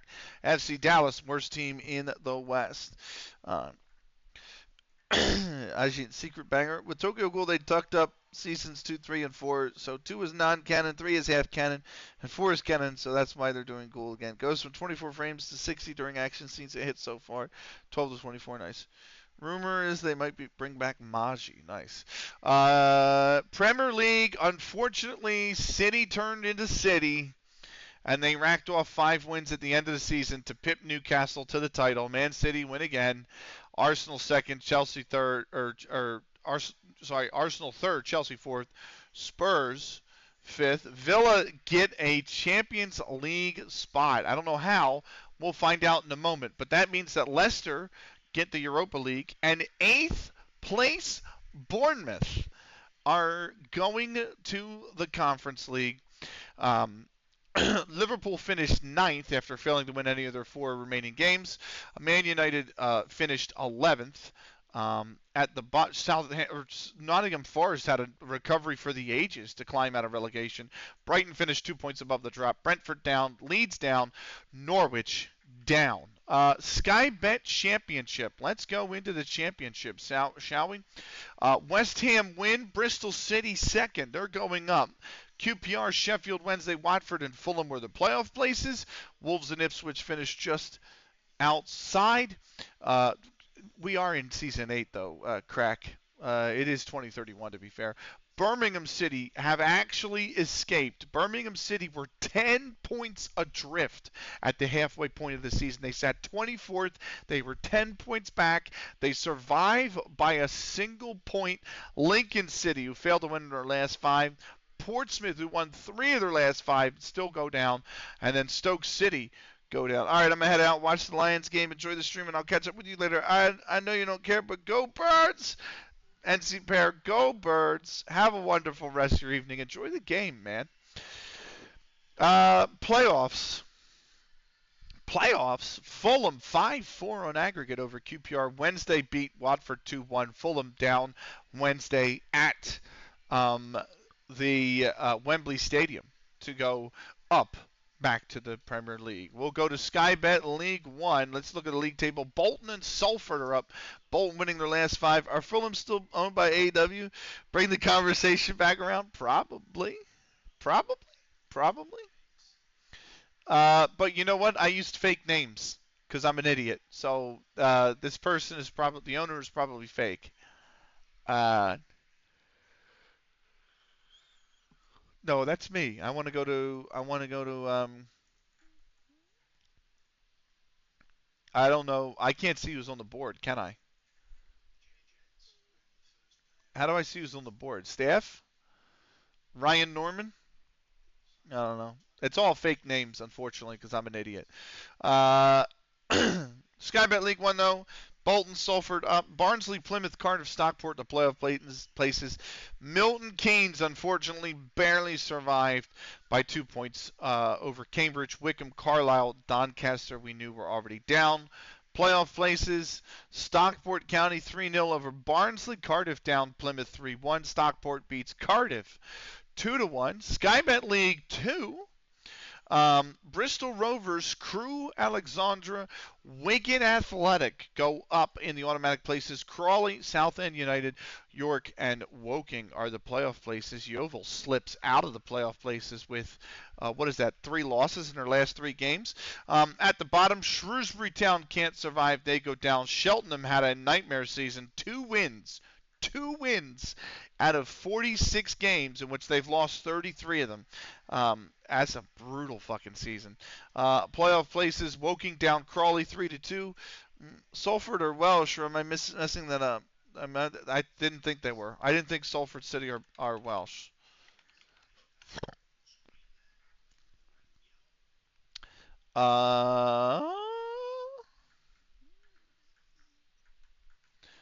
No, Salford is a city in Greater Manchester, England.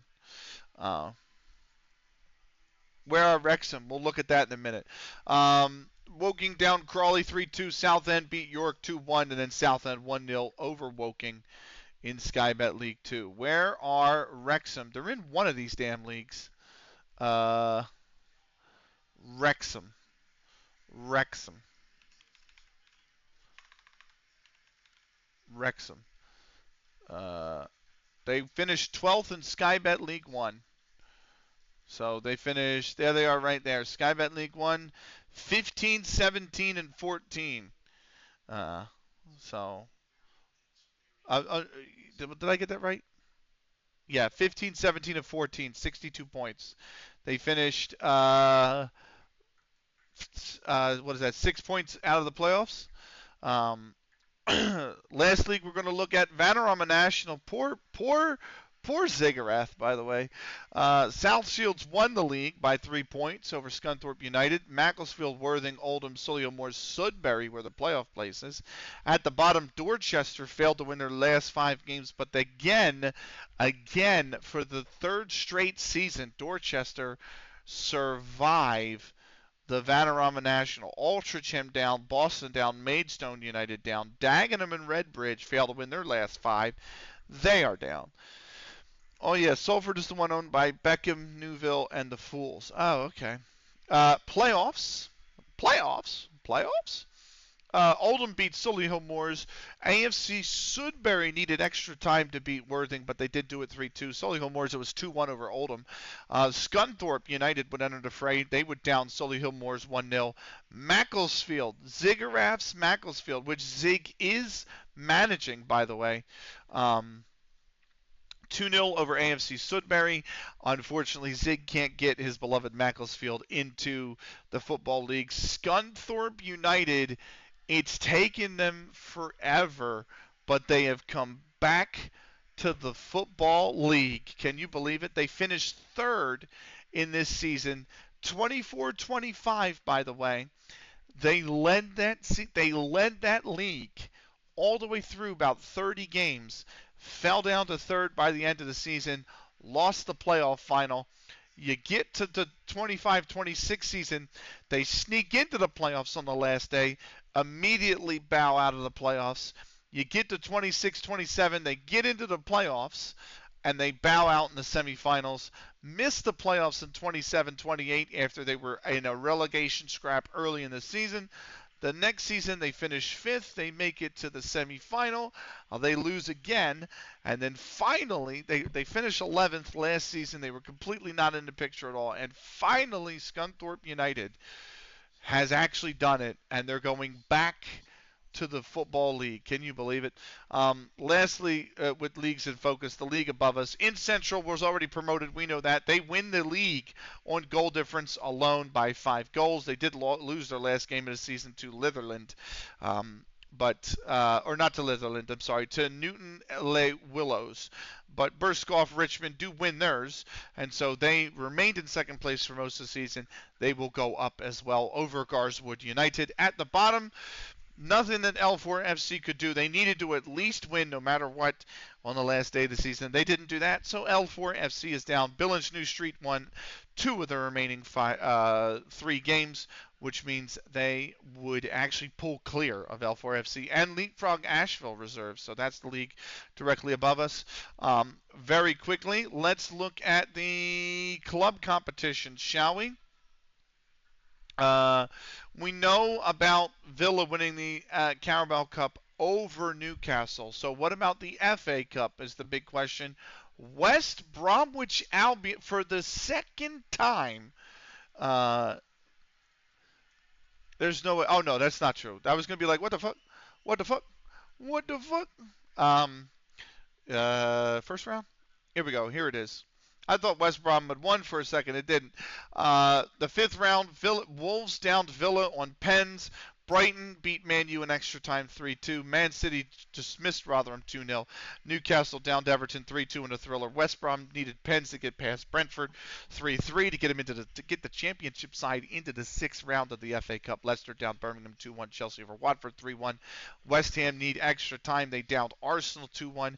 You get to the sixth round. Chelsea beat West Ham 3-2. That's unfortunate. Leicester downs West Brom 2-0. Newcastle beats City 1-0, and then Brighton outs Wolves 1-0. Semifinals, Newcastle downs Brighton 3-0, and then in the other semifinal, Chelsea beats Leicester 4-0, which leaves the final with Chelsea winning the FA Cup 2-0 in the end over Newcastle.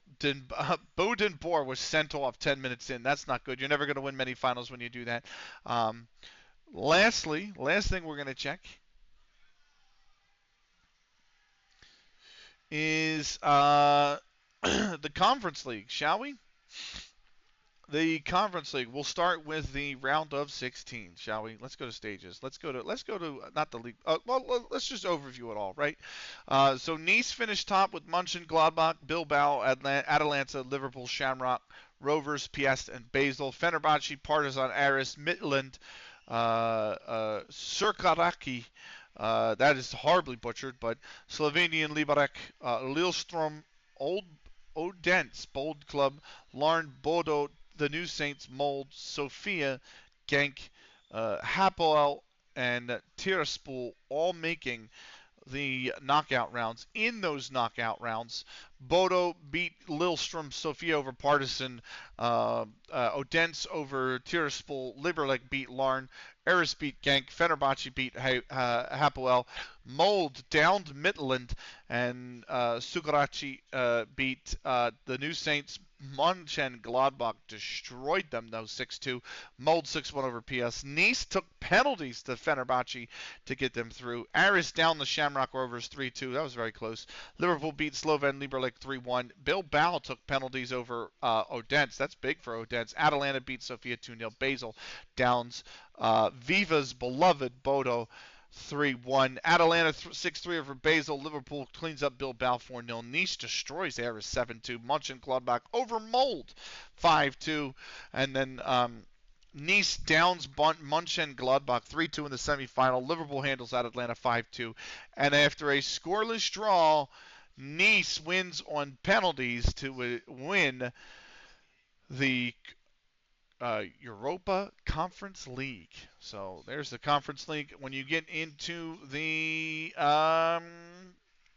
Europa League itself, Bologna, Lyon, Leverkusen, Marseille, Villa, Sevilla, Alkmaar, and Feyenoord went through to the round of 16. 24 was Wolfsburg, Fiorentina, Galatasaray, Olympiacos, Villarreal. Wolves were in there as well. Remember, that's a Wolves side. This is a Wolves side who played the Europa League because they won the FA Cup and they got relegated. So that's a Wolves side that finished 14th in Europa League while playing in the Championship.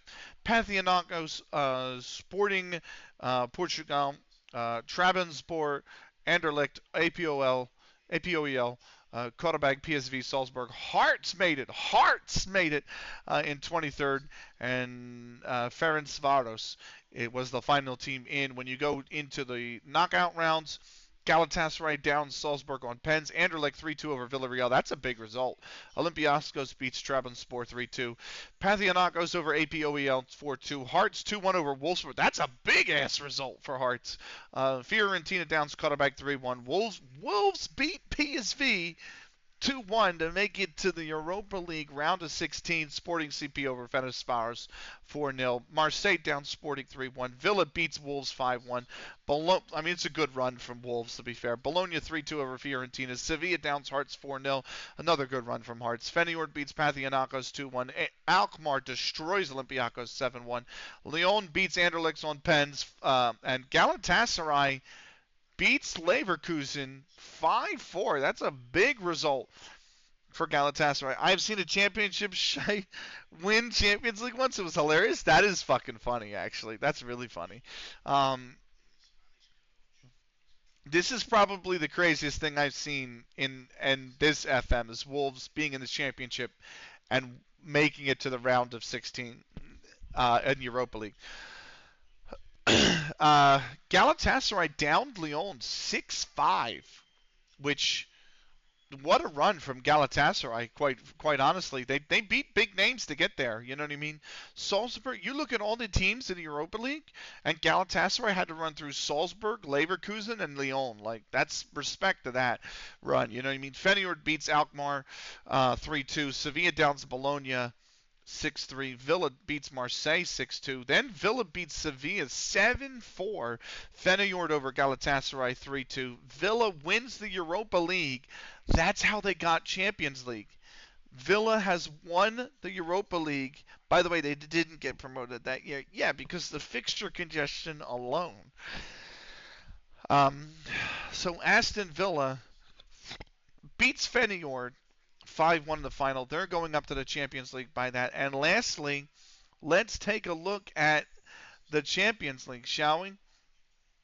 Barca, Newcastle, Roma, Arsenal, Bayern, Monaco, PSG, and Atletico Madrid make the round of 16. Inter Milan, Spurs, Juventus, City, BRG, Real Madrid, who had a rough campaign, Besiktas, Rennes, Porto, San Sebastian, Dortmund, Benfica, Ajax, Stuttgart, Leipzig, and AC Milan just sneaking in that last spot on goal difference. The knockout rounds, Spurs down AC Milan 5-1. Real Madrid beats San Sebastian 4-3. Juventus over Porto 4-3. City 5-0 over Benfica. BRG beats Dortmund 5-3. That's a big result for BRG. Stuttgart over Rennes 4-3. Ajax downs Besiktas 6-2. And Inter Milan beats Leipzig 4-2. Round of 16, Spurs over PSG 4-2. Real Madrid over Newcastle 2-1. Man, imagine being Newcastle finishing top 8 in the Champions League. You're like, who do we got? Here's Real Madrid for you. Roma 5-2 over Juventus. Arsenal down City over Pens 1-1. Atletico Madrid destroys BRG 6-0. Stuttgart 4-1 over Monaco. Barca 2-1 over Ajax. Bayern 4-2 over Inter Milan. Barca then 4-1 over Bayern in the quarterfinals. Atletico Madrid 3-1 over Stuttgart. Arsenal 6-4 over Roma. Real Madrid 3-1 over Spurs. Celtic has a shocking display. Yeah. In the semifinals, Arsenal 3-1 over Real Madrid. Barcelona 4-3 over Atletico Madrid. In the final, Arsenal have finally done it. 2-2. And they beat Barca on pens. This game is completely unrealistic. Arsenal have won it's complete horse manure that Arsenal didn't buy.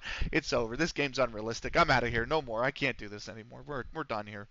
We're fucking done. It is horse manure. When you said Celtic had a shocking display, they were in this where did they finish? Oh wow, 29th. They lost to Real Madrid, Benfica, Barca, BRG, and Juventus. They lost to BRG. You got to pick up points against BRG. They drew Leipzig and Besiktas, and they beat Copenhagen. They didn't really have an easy draw. But that is all the leagues in focus. I'm gonna save the game since we did the holiday and all that shit. So I've I've seen more realism in my relationship, and they're non-existent. I know. That's why I'm like this. This is bullshit. um, this is complete bullshit. Last thing I do wanted to see is past winners. So in our saves, Bayern, Porto, PSG, Bayern, Barca, Newcastle, Real San Sebastian, and Arsenal are all Champions League winners. Look, look at this crap, man. Tottenham bottles a final, realism, and then Real Madrid bottles a Champions League final, not realism, and then Arsenal wins the Champions League, not realism. The save's getting too crazy for my liking. Europa League now was Ajax, Villa, Sevilla, PSV, Leicester, Man United, Inter Milan, and Villa. The funny thing about this too is that Tottenham has bottled two finals here. They got the bottling part for Tottenham right at least, right? Conference League, it's been Villa, Brighton, Roma, Newcastle, Man United, Chelsea, Young Boys, and Nice. I mean, better Arsenal win than Spurs win. I completely agree, but fuck both clubs, to be honest with you. Transfer window is open. We have a recruitment meeting on the 16th. Preseason starts on the 23rd. I have no idea if we have any fixtures even scheduled. I don't think we do. No, we don't. Uh, but we'll get into that. The transfer window actually opens today on the 10th. So, unrestricted transfer window. The restricted transfer window is already open.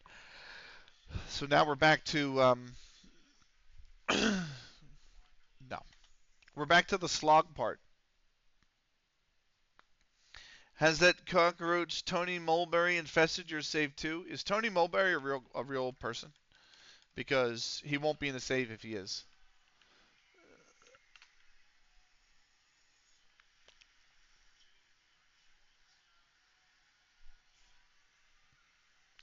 Let's see. I'll check after this. Uh,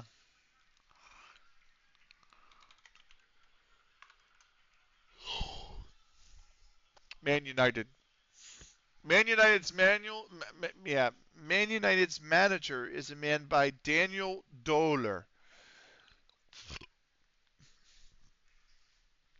He is a new gen head coach. Go Canucks. What are you talking about, David? Welcome in. By the way, if you guys are not following David, David is one of the loveliest people. Um, he is so incredibly kind. And he is also a football manager streamer. He plays Satisfactory with Zig on his stream. He has a network save that's played on his stream and also Zig's stream, I think. And it's with D. And he also plays a bit of Hitman. So let's give a shout out to David Nyholm. Welcome in, David. I take it you can't sleep. Um, but not a clue. He's 44 in my save and Man United manager for 5 years, even though they've been consistently been 5th to 16th. Nice. So, um, what a banger of a tune. Daniel Dohler is a regen manager. He left Bochum to manage Wolfsburg. He was German coach of the year and players head coach of the year runner up. Then he took the job at Man United, and they were 12th this season or 11th this season. So, can you see history of managers for a club? You can. Simon Roberts was the one before him. Well, that was a caretaker manager, right? So John Swift was the one before him, and he won with United. He won the Conference League, the Europa League, and he won the Super Cup. And then he got sacked after 4 years. Franz Boas, who won the FA Cup, and then Milo Ostrom, who didn't win anything. Nah, I can't sleep at all when there's hockey on or something. Yeah, you can. Followed David before I started streaming somehow, so I feel proud of that. Never use this account for follows back, so that's a thing. Nice, very nice. So The human race, the celebration. Mr. Blue Skies up there waiting. Great song. Great song. Where am I at in the? Okay, there we go. Um, thanks, but yeah. Done it again to make you feel special. Nice, nice. So we are just trying to get through the off season right now. Uh, we've been doing a lot of looking at the leagues and everything, but it's all done. It's all caught up. So Benny, 8 seasons in. I gotta ask, what's the highest and lowest point so far in the save? The lowest point was probably the first time the board member sold one of the community members out from underneath me, and I had to use the editor to force him back into the club. Um, the highest point was probably the Akoni-kun free kick earlier in this season 8. There's a clip of it on the channel where I say he's prime Pyatt because it's just probably the greatest free kick I've seen. Um, this season was definitely the best so far, though. Um, we've had 2 or 3 seasons that have come down to the final day, like the final day, and we managed to pull it off and get promoted. This season, not only did we eventually just run away with the league, but we almost went 100% for points, which is kind of crazy to me. Like, I didn't think the team was going to be. At some point, we're going to slow down, right? At some point, it's going to happen. The question is when. And um, I actually thought this season was going to be that point because we barely won the first game and then we drew the second. So I thought this might be the season we actually slow down. Um, but want to go through the tactic? No. There is no tactic. The tactic is everyone get forward. That's the tactic. Uh, basically, if it has an exotic name, it's Benny doesn't mind the chaos. I don't. If it has an exotic name, it's a role that a player will play. So, for example, uh, it's a four. Now, before you look at the roles, let me just say one thing.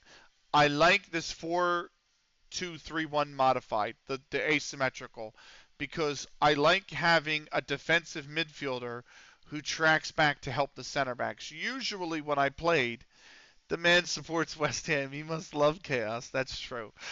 Usually, when I play Football Manager, I prefer a 4-2-3-1, and I like having the wingbacks overlap. Right.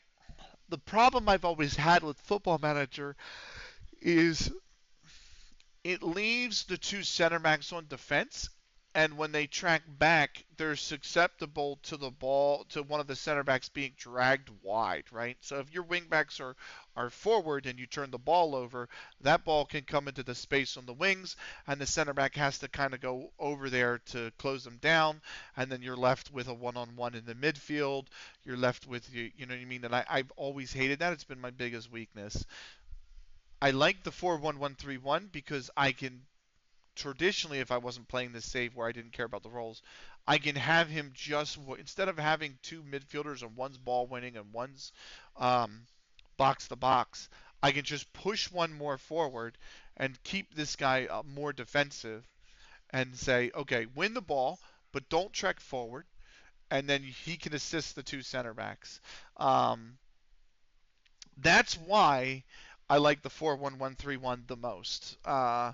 It's it's been a great tactic. I've actually started running it in other versions of FM, and it's doing me really well. If you have two DCMs or even two CMs, it is illegal for one not to be a Miscala.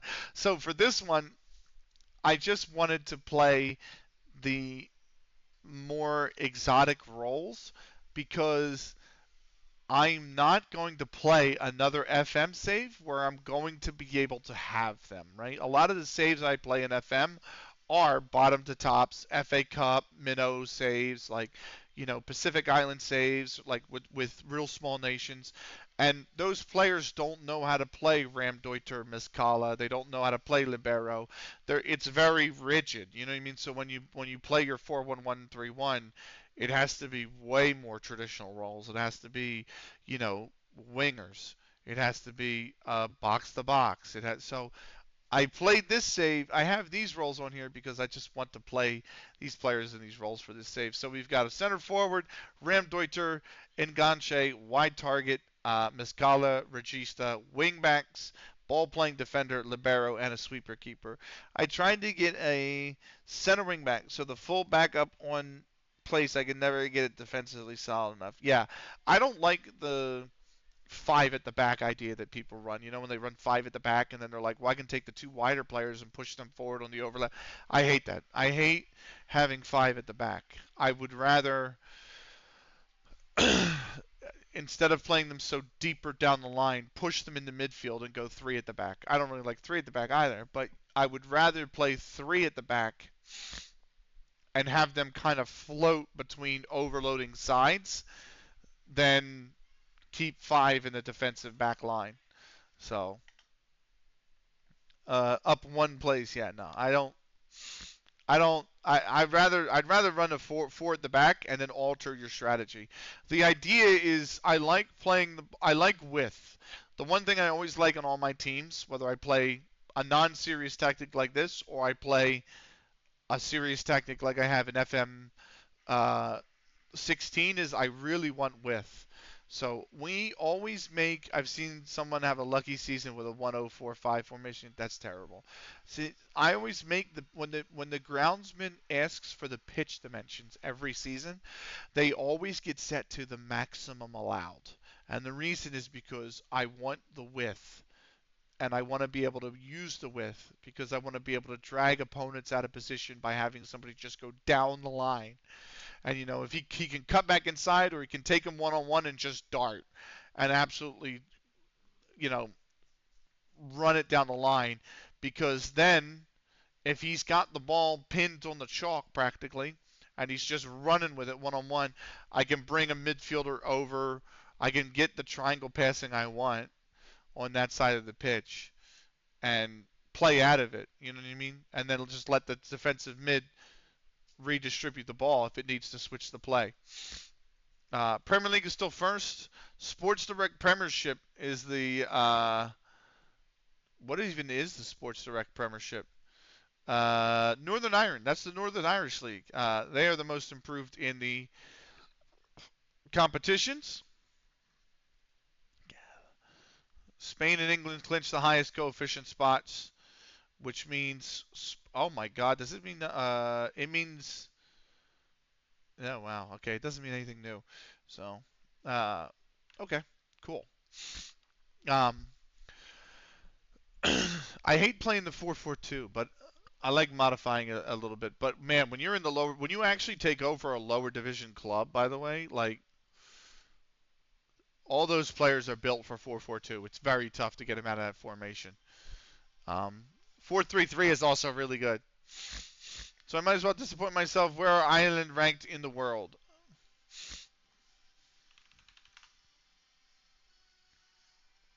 The Republic of Ireland are ranked joint 63rd.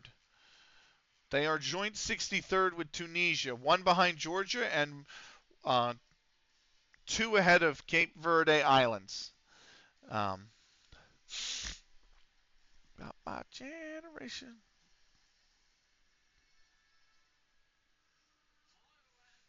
How do I see? In our save, the highest they've been is 44th. So shite. This is close to the lowest they've been. Uh, Speaking of which, really quickly, Morocco and the Gambia are both open. Brighton's looking for a manager. Bristol Rovers looking for a manager.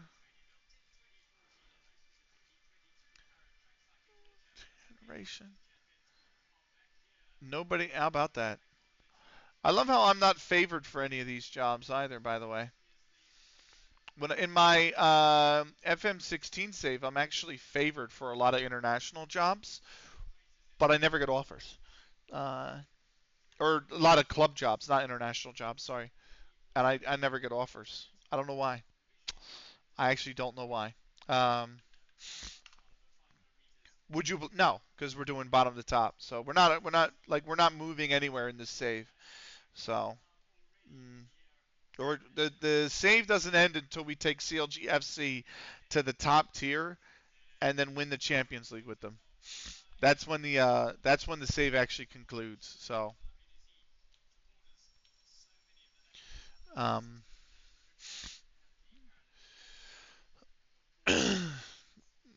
any news on FM25 lately? Not that I'm aware of, but I've kind of stopped following it because I'm not going to be buying it. So I'm kind of like, you know, it comes when it comes. It doesn't when it doesn't. You know, Union beat Columbus 2-1. That's good. We're moving on. We're having a recruitment meeting. And then look at that. I see Blue over there. They're coming back to training on the 23rd. So, yeah, because you said international management not in it a whole lot. They took away. Yeah, and create a club. So, and I don't know if they're even going to be able to have in-game or pre-game editor, but if they don't have the pre-game editor, that's basically it for me. So, um, oh, one thing I do need to do is schedule uh the friendlies real quick. Not all of them. So, yes, that's fine. Uh, no, they'll stay in the under 18s until they're old enough, and then we will promote them. Recruitment meeting. Uh, skip to expiring contracts. It is what is it? It's 2031 in the save. Okay, and I've got my contract, Ben Brindley's, Cookies, Dwight Bishop, Jack Lemon, and Tyler Wright, who all need re-signed. Excuse me, how are Vegas losing to the Hawks? To Hawks? Who are the Hawks? Uh, by the way, you said go Vancouver. Are they playing? Are they playing the Oilers? Oh, they are at 10 o'clock tonight. Oh, they're just puck drop is going on right now. Okay, Chicago. Oh yeah, the Blackhawks. Yeah. For some reason, when you said Hawks, I thought Atlanta, because the NBA team is the Atlanta Hawks, and Atlanta used to have an ice hockey team, but it went to Winnipeg, and I'm like, are you trying to make a play on the name, and are you really like Winnipeg? So I was like, I don't know. Anyway, uh, oh yeah, that was my brain fart there. I almost think they should have released two-game FM25. No, they should. No. They don't. No, no. I don't think so. I just think, correct, that it's a new engine. Unity is very finicky, and they just need more time. And they'll be. Well, fuck off. Skip to recruitment focus. We look weak in this position, AMR.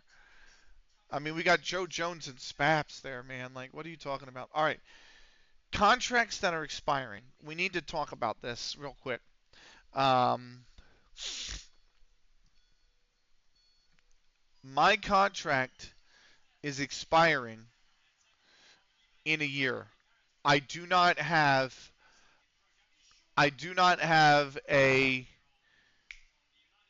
optional extension. The options run out. So look at my view. Try not to laugh. Someone in the comment sections in Twitter said, "I wish."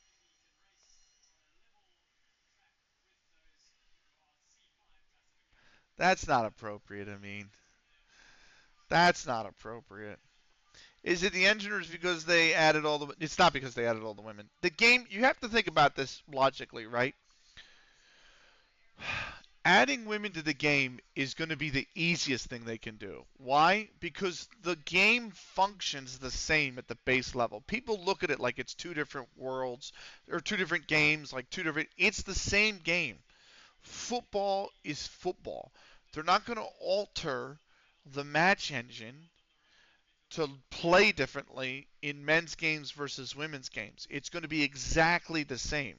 The players are going to have attributes that affect plays exactly the same. They're going to have traits that affect plays exactly. All of that is universal. All of that is universal.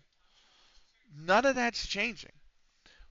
It's the fact that they moved to Unity and they have to completely build the match engine up, completely build the UI up, make it so that all of the links in the UI actually take you to the correct spot, so that games that process in the background don't break the save. They have to generate new players, generate, you know, contracts for those players, retire players. They have to generate all the stadiums. They have to do all of that shit.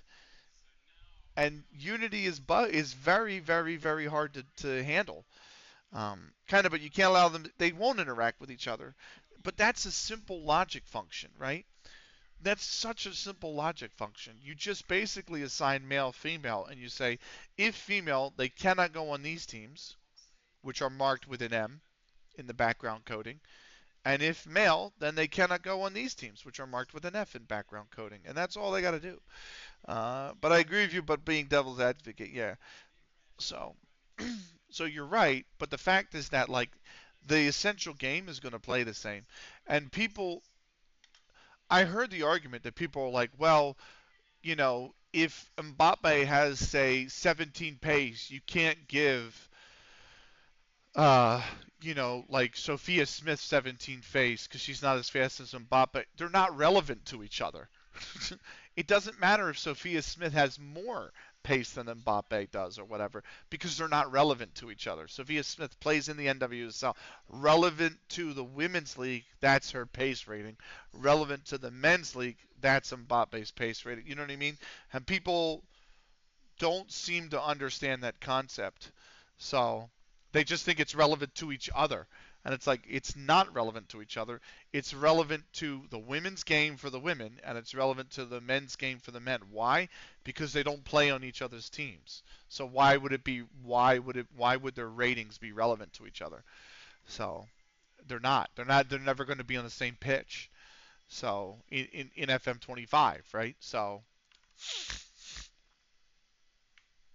but you can't discuss that with people. They don't understand that apparently.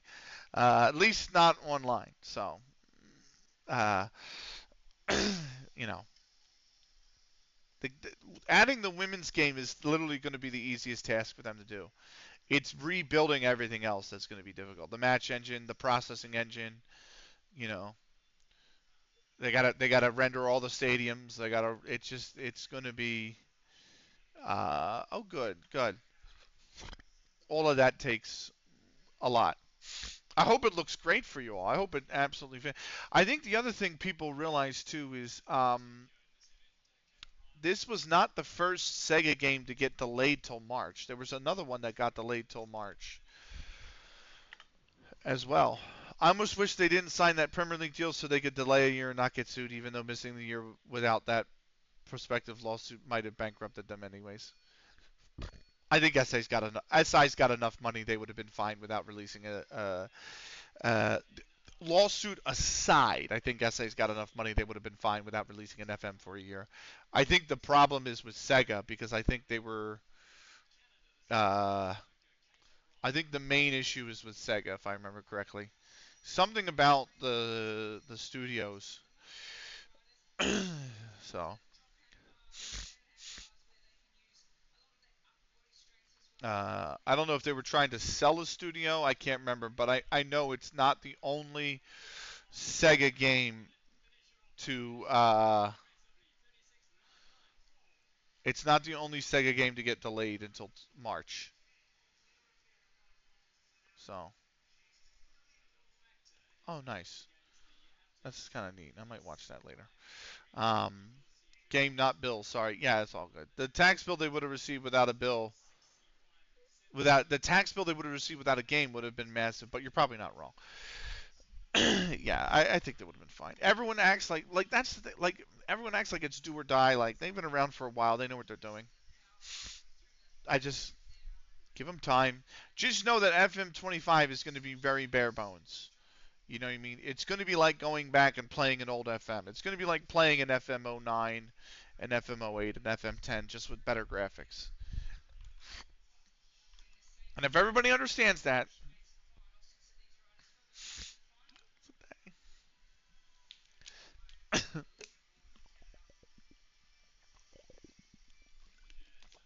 so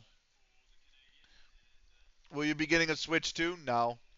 I refuse to give Nintendo money.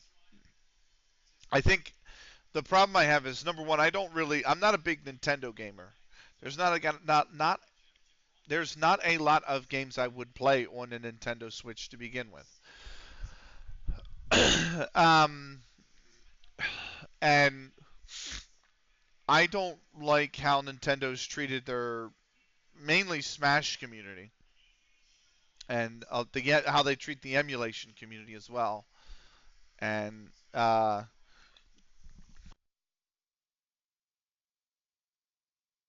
wouldn't call it a boycott, but I just make a note not to spend money on them. So, but they have a new Mario Kart coming. I have plenty of old editions of Mario Kart I can play if I want to play Mario Kart. um, I really wanted Animal Crossing when it came out for the Switch, but I'm glad I never went and bought a Switch for it because I realized that Animal Crossing is a game I would play religiously for 3 months, and then I would never pick it up again. And I don't need to be spending money on games like that. So, not for the cost that a Switch is, at least. Um, let's talk about friendlies, shall we? Let's talk about friendlies. Schedule. Arrange a friendly. Oh, I meant to do this. Multiple friendly matches, right?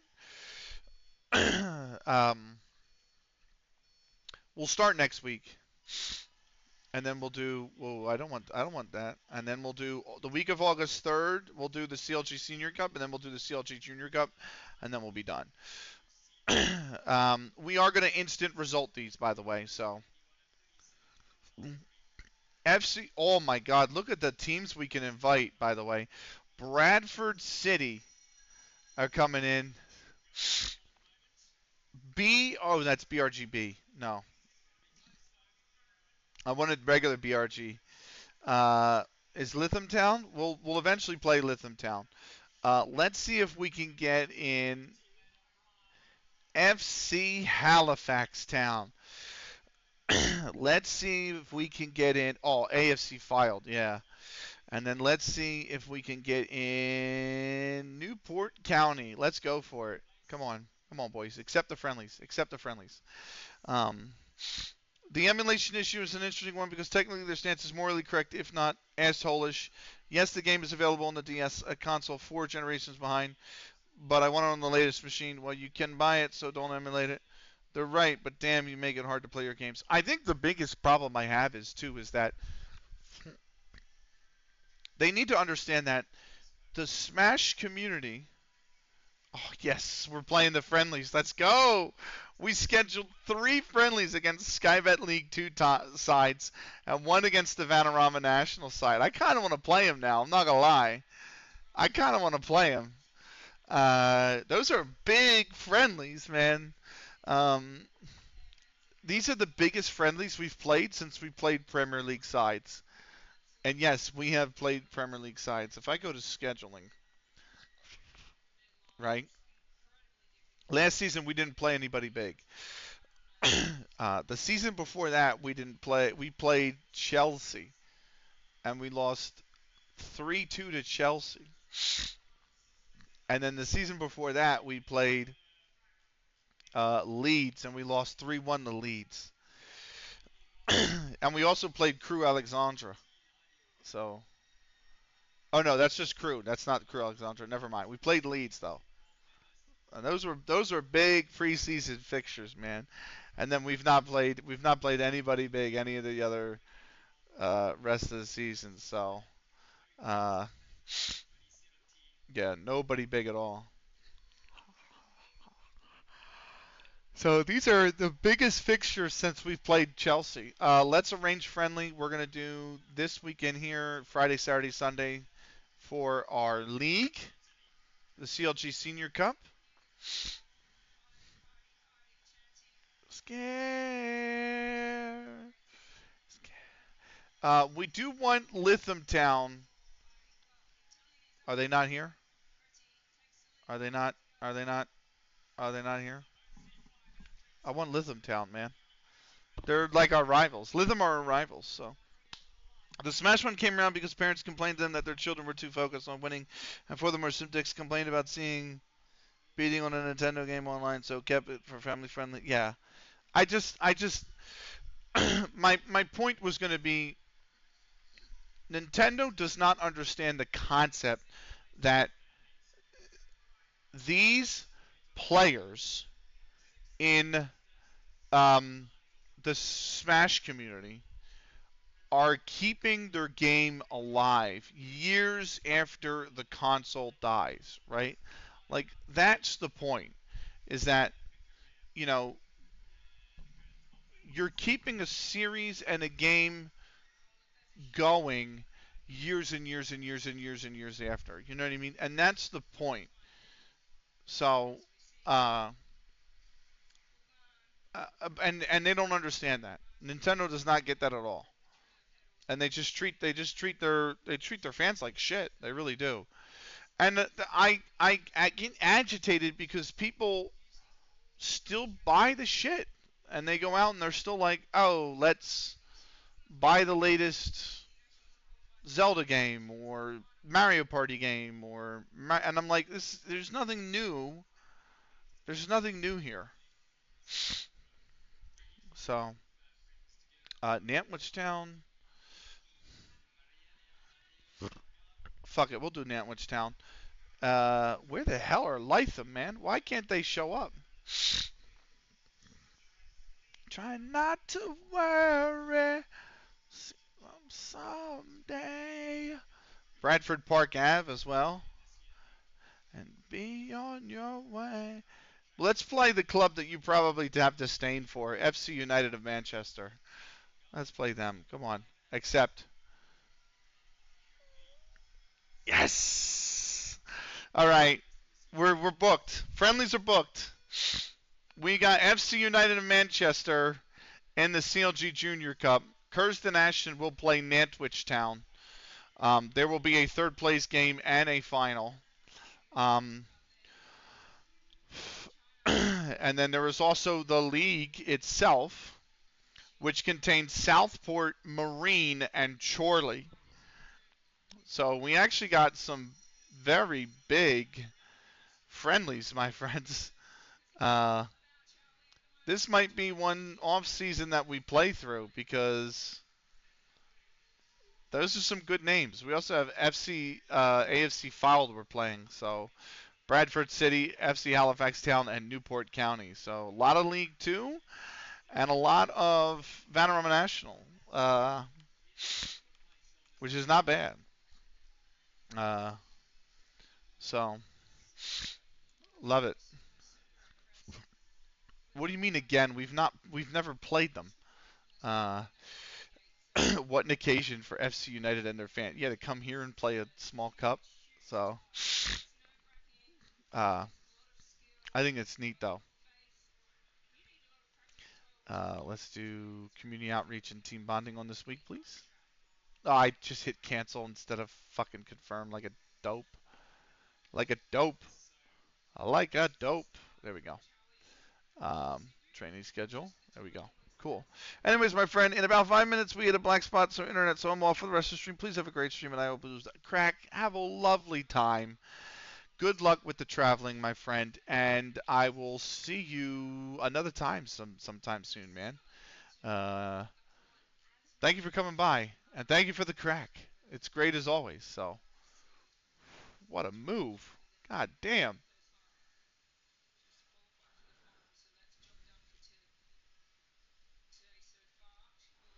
I just saw Stardom posted some clips on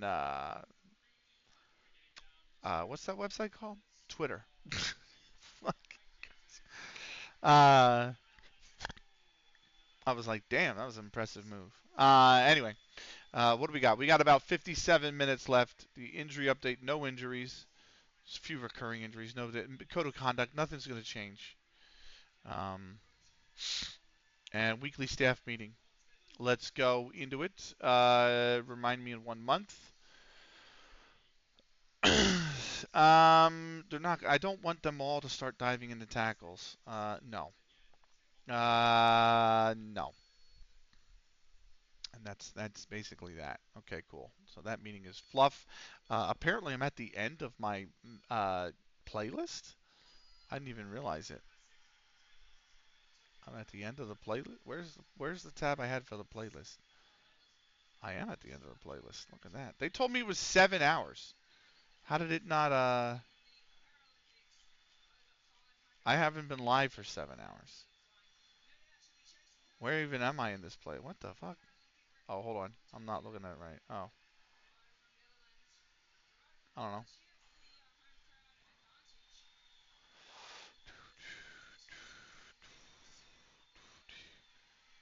There we go. Leagues in focus with only MLS is there. Oh, here we go. Here we go. Contract set to expire. Uh, this is fine. This is fine. I'm actually going to extend his contract. I will trigger the extension for him. Um, that's fine. Evans can go. McDonald and Tulloch can stay. Wardrobe, I'm going to trigger the extension for. And now it's down to Aikens and Michaud. So Michaud is 19. He can't play in the under 18s league. He has no reason to stay here. So he's out. And Aikens is also out. Um, youth contract set to expire. Yes, yes, yeah. We'll just apply the remaining. Yeah, just, you're good. You know what you're doing. Um, cool. That's fine. I just want to put in community outreach and team bonding, please, because I really need that. We need to make sure that's proper. So beginning of preseason, which means in about a week on the 30th, we're gonna find out who what division we go up to. Largely intact during 12 months, Arsenal become arguably the most reputable club in England, overtaking Man City. Brentford's stature has declined. Yeah, because they got relegated. So where's West Ham? They went up because they're getting promoted. They dominated the championship. The question that I have, that I have every year, is where are we? So if I go to us, right, our reputation is still a half a star, but it's local. So all these guys are rep obscure on half a star.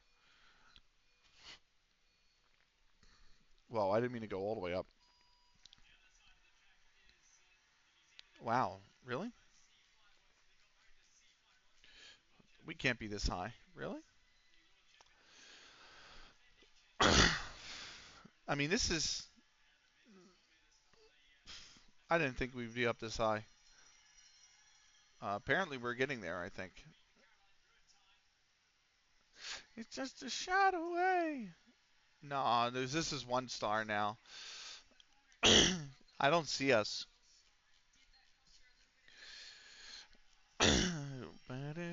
Worcester City. That's who I'm managing at FM 10.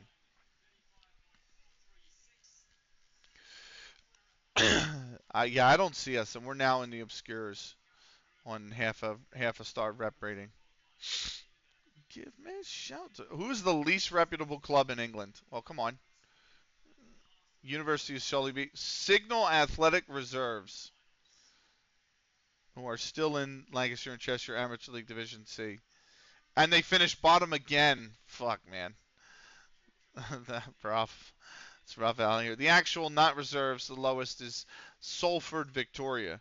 Lancashire and Cheshire Amateur League Premier Division. How about that? It's the kiss away. It's just a kiss. Oh, you know what we didn't do? I totally forgot. I wanted to play Lythamstown, but I couldn't get them in any of the friendlies. I forgot to look at Sir Tom Finney because they're the ones that are like a nemesis, man. They've beaten us 2 or 3 times in friendlies. The crazy thing about Sir Tom Finney is they are a 12th or 11th division, 12th or 11th tier club with $750,000 in their bank account now. They have actually built up quite the bank account. It's actually impressive that the AI built that up in a club. And yeah, they hurt. They slap. Mm. So they beat us on pens one year and then they beat us in a friendly another year.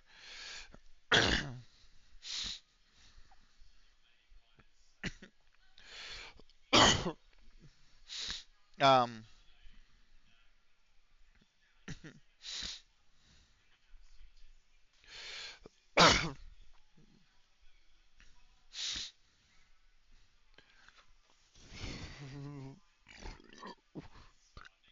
Sanfrecce Hiroshima 2025.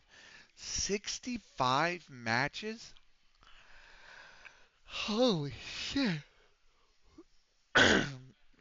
Well, a minimum of 50 official matches, a maximum of 65 is what they're going to play. The highest that Dan Orlovitz could find is 62 for Kashima Antlers in 2018 and Verdi Kawasaki in 1995. Uwara and Kawasaki Frontale from '07 and 2021 respectively both played 53.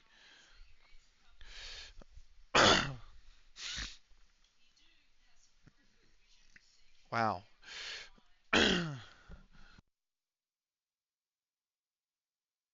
That's a lot of fucking games, man, in a season. They are in ACL League 2, ACL League 2, which runs until May. Then they're in ACL Elite 20 for next season, which runs September through December. They have the Super Cup next month. They have J League 1, which opens in February and runs through to December. They have the J League Cup, which runs in June through November. And then they have the Emperor's Cup, which runs from June through November.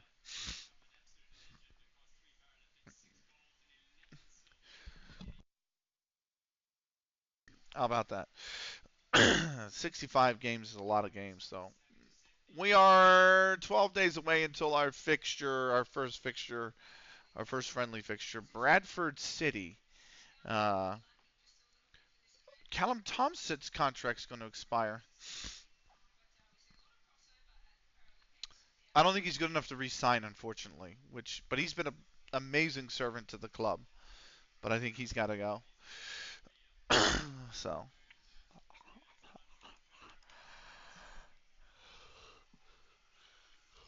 we're going to see.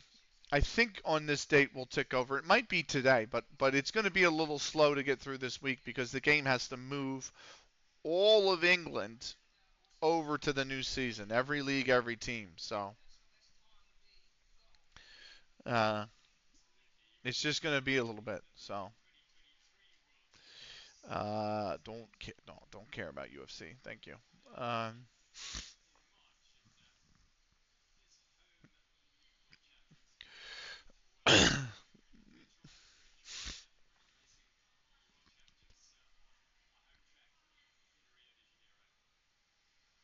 who's on tonight? We got 48 minutes left of stream. I might raid somebody new tonight who's not an FMer. They're a brand new account. Not a brand new account. There's somebody I just recently started following. So I'll put it that way.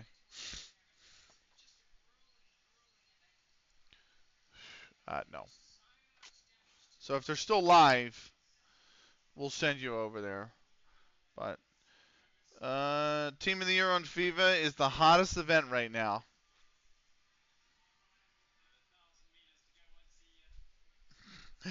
I'm not one for FIFA. Uh, I haven't enjoyed FIFA in a long time. It's the time where the company makes money. Yeah, of course. So EA bleed its player base for money? Nah. Come on now. Come on now. So I stopped playing it. Such yeah, same. I haven't. Last FIFA I touched was FIFA 12. Uh, I'm not even gonna touch EA FC 25. So it's just too boring. It's just a boring game. I don't like PvP. I don't play sports games online. I'm not big. I didn't enjoy Madden online, NHL online. I just don't enjoy playing sports games online. And um, so I would not play FIFA online. And playing FIFA offline on a career mode is extremely dull. Extremely dull. So,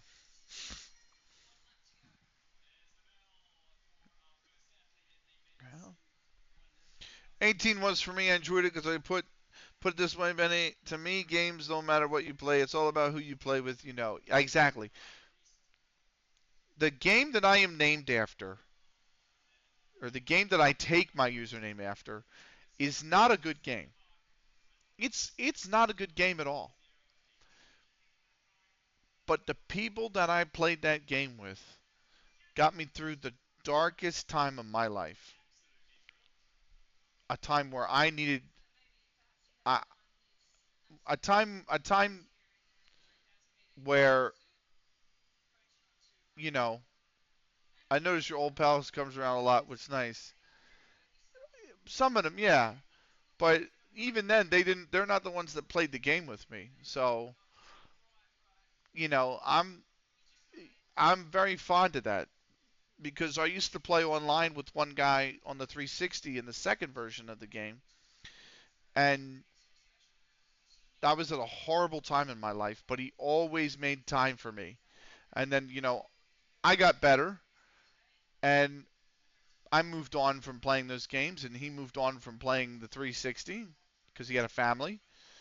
But the friends I had in high school that played on the PS2 and then the ones that I played online with on the 360 version, like, the game is crap, but it got me through the hardest times for some reason. And that's why I'm always fond of it. So, you know,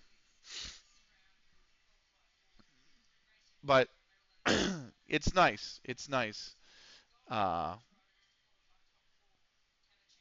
and you're absolutely right. It doesn't matter how crap the game is or what the game's like. It's really who you play with that matters. And if you have fun, that's the most important thing. So nowadays I stream because I don't really play games with a lot of people anymore. I don't enjoy them. You know what I mean? So I mean, I used to play games a lot. Like I would love to play Master Chief Collection through through the story of all the games in Halo.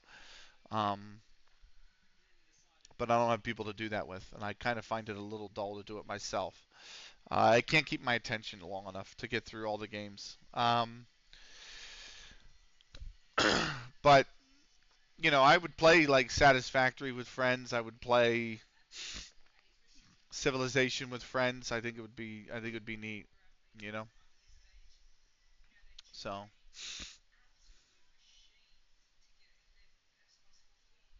Chrome Hounds was really good for that. Chrome Hounds. Oh God, that game was fucking incredible.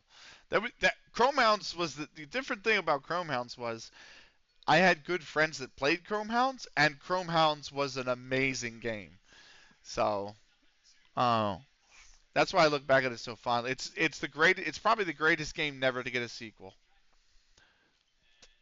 and that saddens me because that game was fucking incredible. But it released for the 360. It didn't have any press, um, and it didn't get a ton of sales. So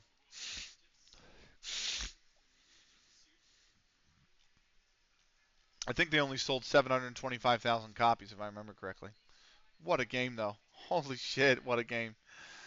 Uh, this is definitely the reassignment day. We're still on the 24th. This took 20 minutes last time. So hopefully that's not the case. I'm not gonna pause the YouTube recording because we talk about stuff here on the Twitch. So let's talk about the schedule real quick, right? We might as well. So um, tomorrow, Football Manager is back. We'll be in the off season or the preseason. We'll try to get through as much as we can. Monday, we're back with Pangya. Um,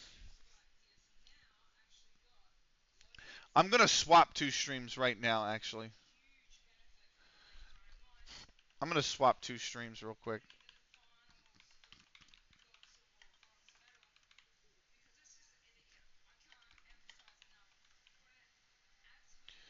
Let me do this,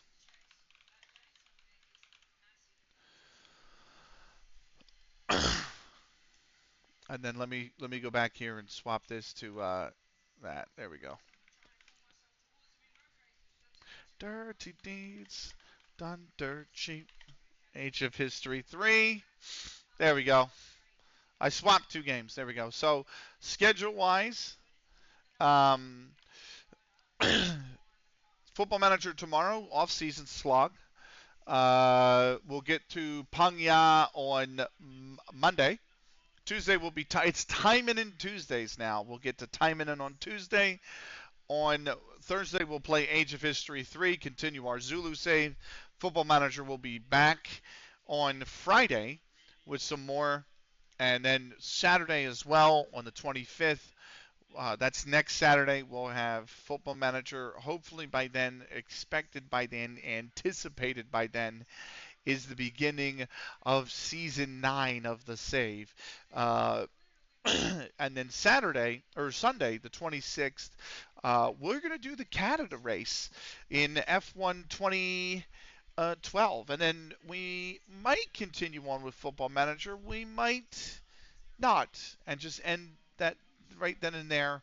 But we're at least going to do the Canada race on next Sunday, and then we'll be another race down towards the conclusion of our F1 2012 career save, which once that career is over, we're going to jump into F1 2013. So old school F1s, you got to love them. But that's the schedule. So looking forward to it. I actually really liked playing Pangya last night. I think it was great. I had a lot of fun playing Pangya last night. So I'm looking forward to playing it on Monday again. Uh, but um, time, but that's the schedule. So this is definitely it's that's nice to change it up. Yeah, a little. I do. I like variety stream. My favorite game in the whole world is Dead. Right? Nobody. I mean, people play it, but like it's not. You can't go on and find thousands of players and hundreds of servers and it's not like that anymore. It's just a few. What do you call it? Hardcore people that play it, right? And they're all so insanely good because they've been playing the game for 20 years that they like it. You just get destroyed every time I go on to play it. So, which is why I became a commentator. But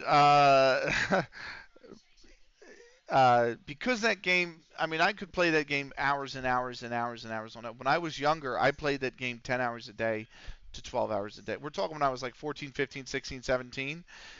In the summers, when I was off from school, I would play that game anywhere from 12 to 18 hours a day. I just absolutely loved it. Um, but since I've never felt that way about another game.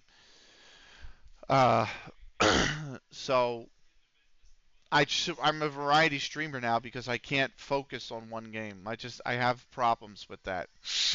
I just get sick of playing them then. So there are some games that'll come out that'll just capture me though, and once they do, I'm like shit, and I do nothing but play that game. Hearts of Iron did that uh, over the summer. I played Hearts of Iron 4 for the first time, and as I started to learn the game more, I was like hooked, and then I was just like, and that's all I played. But there will always be games like that where they come out and I love them and I play them nonstop for like 2 or 3 months, and then I just don't play the game anymore. So, um, and then there's some that I'll on and off play for years. Like Timinin is a good example of that. Timinin is a game that I play. Action Timinin, I'll play that on and off. I won't play it every day, but I'll play it 3 to 4 times a week for like 3, 4, 5 years. So, um, the only other game that really hooked me was, believe it or not, Football Manager. I mean, I used to play back in 2012. I used to play just Football Manager non-stop. I used to play. I just used to. It always was what I did. So, and then I left it to go into work, or I just left it in general, and I finally have picked it up this year again. And I forgot how much fun it is. I forgot how frustrating it is too, but I forgot how much fun it is. This is definitely the day we changed over. I thought the day that the leagues were going to change over was going to be here on the 30th because that's also contract expiration day. It's definitely the 24th. We're still on the 24th, by the way.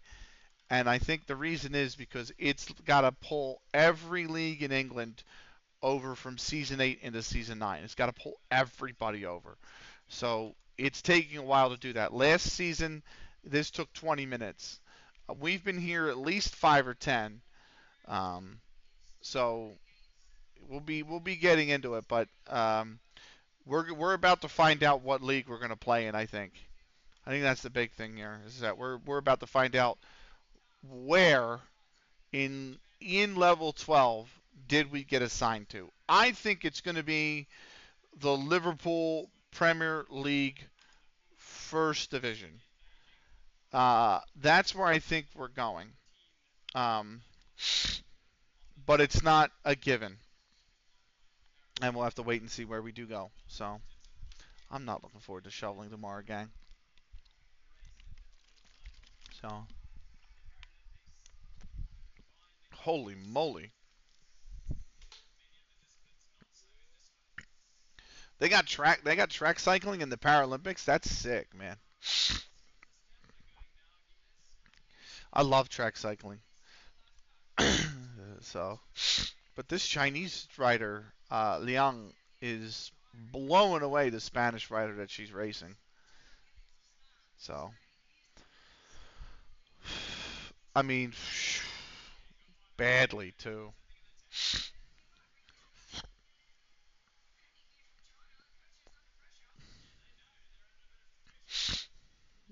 I do like track cycling a lot, actually. I'm so happy that I got to watch pretty much everything at the Olympics this year or last year. So I can't wait for 2026, man. That's going to be exciting. I can't wait to get my email, man. They're supposed to email me in January. They said they were like, "Hey, sometime in January we're going to email you, and you're going to get the email is going to have the specific dates with which you can order your Olympics tickets." And I'm like, "Let's go." You know what I mean? So, but they haven't sent the email out yet, and it's supposed to be in January. And we're getting there. January's almost done, so.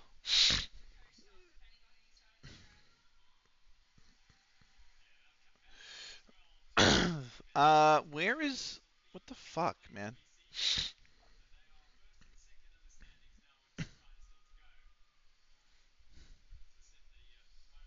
Was this what I wanted? No, this isn't what I wanted. Oh, okay, cool. I'm looking at the thing going, when am I getting my I was supposed to be getting an email from the Delaware State. I think at least an email from a Delaware State saying I had an LLC in 2024 that was open, and I filed in December to close the LLC. Um, So paid all the taxes up front on it, closed the LLC. The state of Delaware is supposed to send me the confirmation that the LLC's been closed, and they haven't done that yet. And I'm like waiting for it to come through. So that's the one email I'm waiting for. Um, and the second one, don't even ask me why I had an LLC. Fucking stupidest decision I ever made. But the email I was waiting for as well is from the Milano Cortina, and they basically said in January we're gonna email you your 48-hour window. So they sit down and decide in January when in February you can buy your tickets for the events. So I'm supposed to be getting an email within the next 2 weeks from Milano Cortina that says, hey, in this 48-hour window in February, you can buy all the tickets you want to any of the events you want. And then I'm going to go in and figure out what the schedule is going to be because I have to figure out what days I want to be in Milan and what days I want to be in Cortina. And I'm probably going back and forth between the two. That's going to be the worst part of the trip is that I'm going to be flying into Milan for the start of the Olympics. And then I have to figure out how many days do I want to stay there? And then when do I want to travel to Cortina? Because it's a 2-hour train ride. And then after that, how many days do I want to stay in Cortina? And do I want to travel back to watch the finals in Milan? Because Cortina is all the individual events: bobsledding, skeleton, luge, freestyle skiing, alpine skiing, biathlon. All of that will be in Cortina. And then in Milan will be all of the the rink events, ice skating, or figure skating, I should say, um, speed skating, curling, and ice hockey. So, I might stay in. The plan for me is I'm going to stay in Milan or at the start and watch some of the speed skating and some of the curling, and go to Cortina to watch skeleton, bobsled, and luge. Uh, Biathlon I really like as well. It's probably one of my favorite events at the Winter Olympics. So I might try to catch that in Cortina, and then come back to Milan towards the end of the second week because it'll be all the knockout rounds for the ice hockey and the curling. So watch that, and then travel to Verona on the last day to go watch closing ceremonies. So, which are in Verona, and then the shittiest thing about them being in Verona is that there's no real airport in Verona. So how long is the flight going to be? 7.5 hours. So it's 7.5 hours, but you also lose 6 hours of time difference. So 13 and a half with the loss. So I have to fly out in the evening because if I fly out at like a 5:30, 6:30 p.m. flight out of Philly, I can get into Cortina in the morning. Or not Cortina, I'll be in Milan in the morning. So that's the plan. So, but then Monday, I need Monday to travel back. And Monday's going to be awful because I'm going to be waking up in Verona and I have to travel to Venice or Milan, which are both an hour away, to get to the airport. And then I'm going to instead of grabbing a direct flight back, I might fly to Dublin because there is pre-clearance for U.S. Customs in Dublin. It's one of the few countries the U.S. allows you to clear customs before coming into the U.S. And customs in Philadelphia International Airport is fucking atrocious. So uh, I might fly to Dublin and clear U.S. Customs in Dublin because the lines will be shorter than in Philly. And then same here, takes hours and hours. Yeah, but you're New York, right? So you're doing it at JFK, if I remember correctly, which is just awful. So I have a friend who um, was Korean, or not was Korean. It's not like she changed. She is Korean. And she flew here for TwitchCon. She went to her very first event in the United States, TwitchCon. And when she came over here, she flew into JFK because she wanted to tour New York City for 3 or 4 days, right? It took her 3.5 hours to get through customs at JFK for a 1 week for like a 10-day trip. And my brother, um, my sister went to Ireland and said she pre-cleared in Dublin and it took her like an hour. And I said that's great. And my brother works for the U.S. government, and he flew out to fuck. Where'd they go? They went to Spain. They went to Spain, I think. And he flew back um, into Philly. And even though he's a government official, it still took him 2 hours to clear customs. Two things I hate: doctors' offices waiting and airports. I don't mind airports. I don't mind airports. The thing I mind are shitty airports. You know what I mean? Atlanta's airport is phenomenal. Atlanta's airport is incredible. It's so good, right? It has nice places to eat. It's got a train that can take you from terminal to terminal in the blink of an eye, in a few minutes. It's Atlanta's airport is amazing. Philly's airport is dog. It's trash. It's so bad. Philly's airport is absolutely awful. So I can say Denver or Colorado. I've heard Denver's good. Um, Dallas Fort Worth used to be really nice. It's okay. You're actually better off flying into Love Field uh, uh, down there now, I would say, than Dallas Fort Worth. But um, Toronto's is oh my god, it's awful. Um, but LAX is also really bad. They got free connection trains. It's the first or second. I don't know what the number is in the U.S., but it's huge. Oh, nice, nice. I have heard Denver's is nice. So bullet trains so fast, yeah.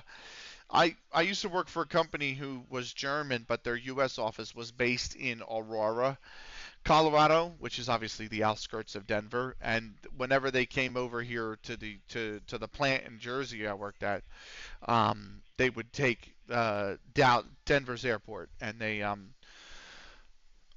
would say it's always nice. You know what I mean? That's the part I went to Wild.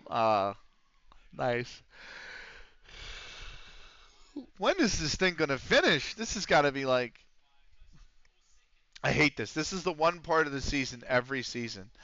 I never remember the date. I never know the fucking date for when this is gonna happen, and it always trips me up. But it takes forever. We've been like this is it's oh man. Anyway, it kills me. It's okay, Benny. Go take a break. That's fine. I only got 20 minutes left. I'm just saying I want to make sure that this finishes processing so I can figure out what league we're in. Like I don't want to take a break. We got 20 minutes left. I'm just saying like we've been stuck on the 24th of June for 20 minutes because of the season changeover, and I'm like I hate the fact that it takes this long. Um, so it is what it is. Um, it's just never been it's this save has not never been easy when it comes to just processing and the size of things and stuff.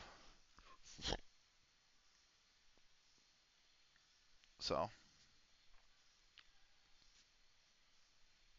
oh my god, two of my favorite wrestlers are fighting in Stardom. No, don't do this to me.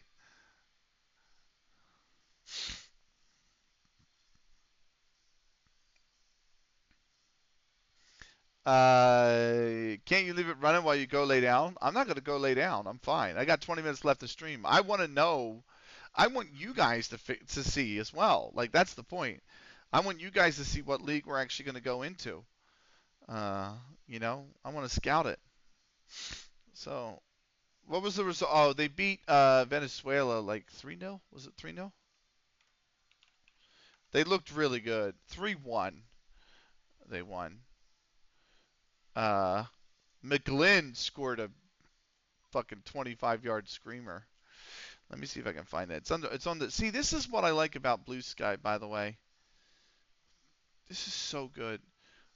Feeds on Blue Sky are the best fucking thing because I was like, this was the goal from Jack.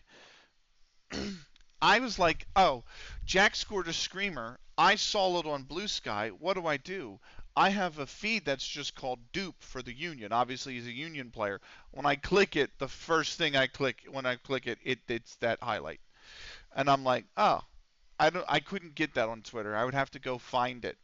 It's like literally, it's right there for me.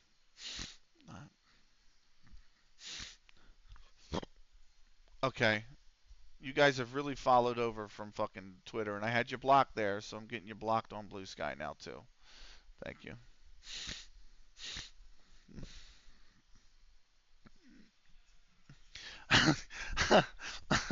That's funny.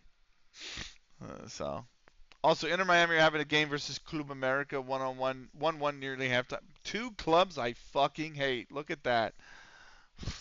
Inter Miami and Club America. I can't stand Club America. Uh, Somebody posted a really good tweet. Their post. This is a really good post. Too many men is both the stupidest penalty you can possibly get in an important American footballing situation and also a completely factual statement about pretty much every situation in life.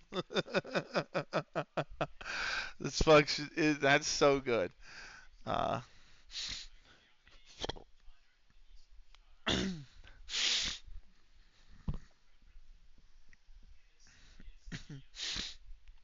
so, uh, yeah, I'm not a fan of Inter Miami because obvious reasons.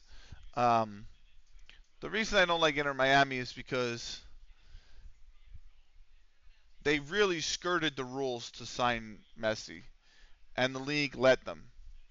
Uh, and Suarez, and Busquets, and I can't stand them for that. They're also, and that's also the reason why the season ticket member prices skyrocketed. Um, Jack McGlynn is baller, lovely guy. Always liked him since 2 seasons. He's a good player, man. He's going to get better too. That's the crazy thing. He's only going to get better. Um, but yeah, the reason the season ticket prices went up too is because of the fucking Messi being in the league. Um, and then Club America because when they came up here, when America came to Philly for a Champions League game, they went into Philly after the game was over, and they murdered or America fans murdered two uh, Philadelphians um, at a cheesesteak stand. And when they came in, they I just didn't I just it just rubbed me the wrong way. So uh, but the union, not about that part. Obviously, I condemn that part. That part has nothing to do with the clubs. I'm well aware. But part of the reason I hated it too is because when we played there, our stadium only holds 18,500. Okay, 9,200 of the fans at that Champions League game were America fans, and that is on the club. That's more on the union, only because instead of giving them the one section that we always give the away fans, whatever it is, 134 I think or 132, something like that. Usually that's reserved for the away fans. The club gave them 134, 133, 132, 131, 130, 129, and 128. Sold out those sections. All of the rest of the stadium is supposed to be Union fans.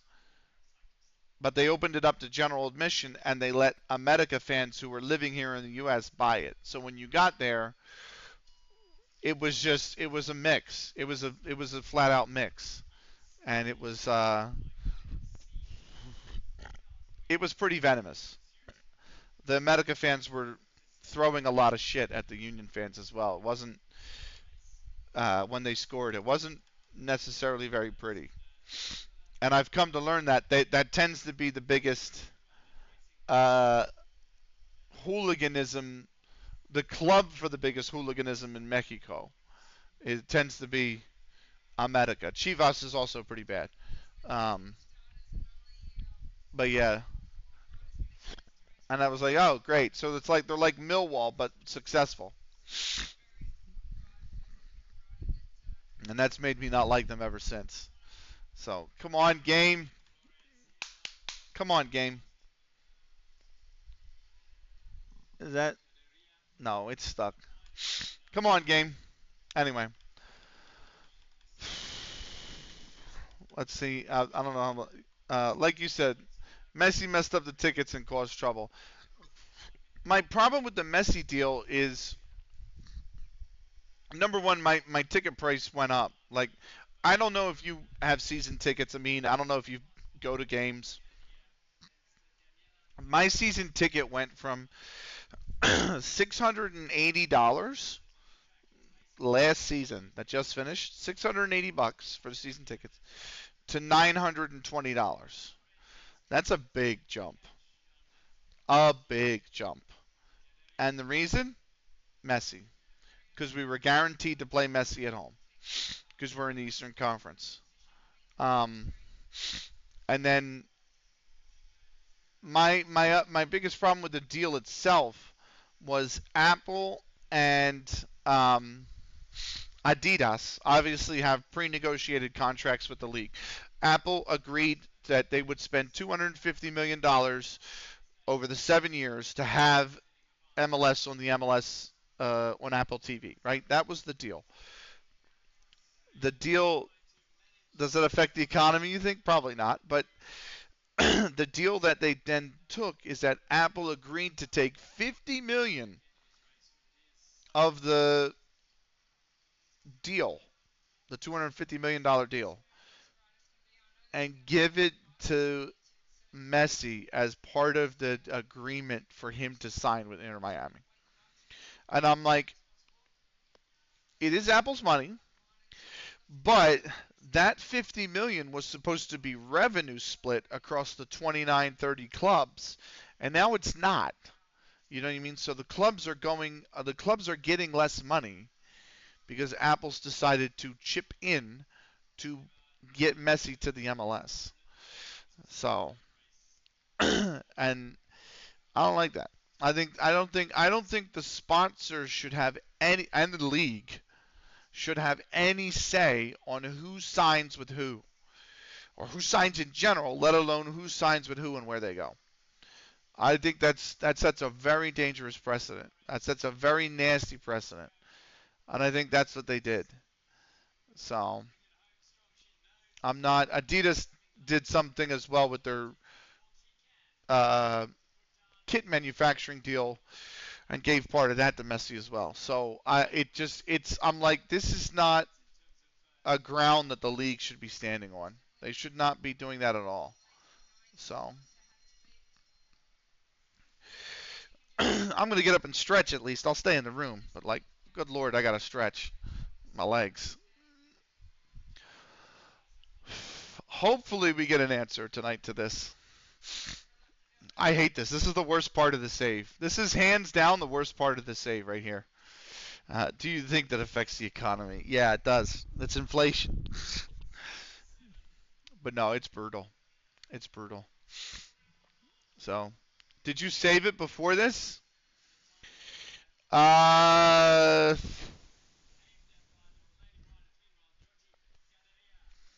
I think our last save came when I got the friendly scheduled. So maybe it's only a few days. It's no more than a week back. I know that. It's no more than a week back. So it's not like I'm going to lose a shit ton. So if I had to load it, it would be literally just a week. Okay, that's good. It's bearable. Yeah, exactly. So um, I actually wanted to get to those contracts expiring on the 30th. That's my big concern. Is like I just want to make sure the under 18s that I'm letting go are actually going to be okay to be let go. Like if they're 1 star, 2 star players, because the under 21s will not have a league. I'm well aware of that, but the under 18s will have a league. So letting go the 4 under 21 contracts that expire, you actually can't see that because my camera's in the way. There's 4 under 21 contracts expiring. Tom's set contract expires, and 10 under 18 contracts expire. So part of me is like, the 4 under 21s, that's fine. That don't need to change. That they can the 10 under 18s. I just want to make sure one last time that they're good to actually get released from the club. And then the Tom said oh, oh, oh, hallelujah. Sorry, sorry, no more Starman, no more. Oh, first off, fucking save, okay? Fucking save the game, okay? That's the first thing. The second thing is, hang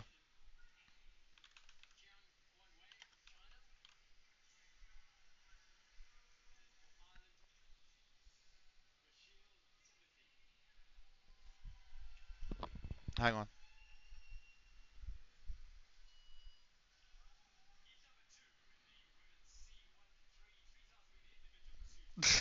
Let's go. All right. FC Health. Oh, fuck. Okay. Board meeting to request improve. Stop improving the club and give me my National League A badge, you fucker.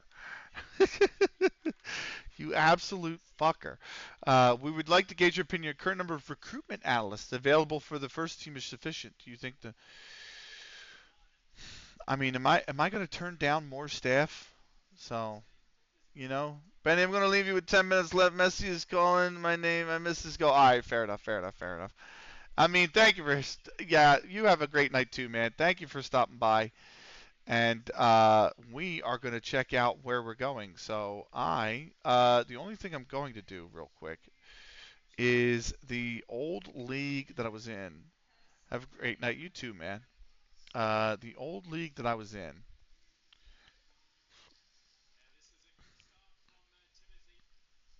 Uh, fuck, where was I? Uh, this guy, right? Okay, good. I have unfollowed, right? Uh, yeah. Okay, good. Okay, good. Okay, good. So I can reject that. Number of recruitment analysts is increased. Oh, yeah. I can hire another. All right. It's a recruitment analyst as well. Place advert for a recruitment analyst. So now the only thing I don't have is a technical director and a loan manager. I also have no set piece coaches, which would be nice. I would like to have a doctor or a chief doctor or and a head of sports science, but you know what? It's fine. Um, it's totally fine. Under 21s, the staff, everybody's still there. Under 18s, the staff, everybody's still there. Um, I have to reschedule my friendlies real quick. That was the one thing we do need to do. So now I need to come back here. Polton is the first game. That's the 30th. Okay, so now what we're going to do is we're going to do the league, and we're going to do it 2 weeks after. And now I have to figure out who are we going to play. Newton.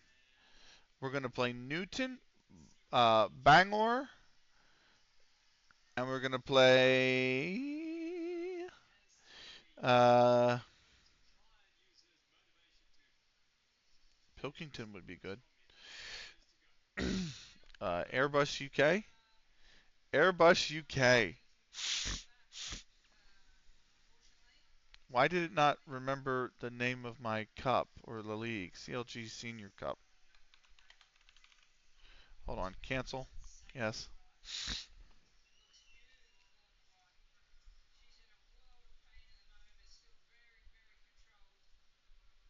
I might have to process through again, but we'll do that another time.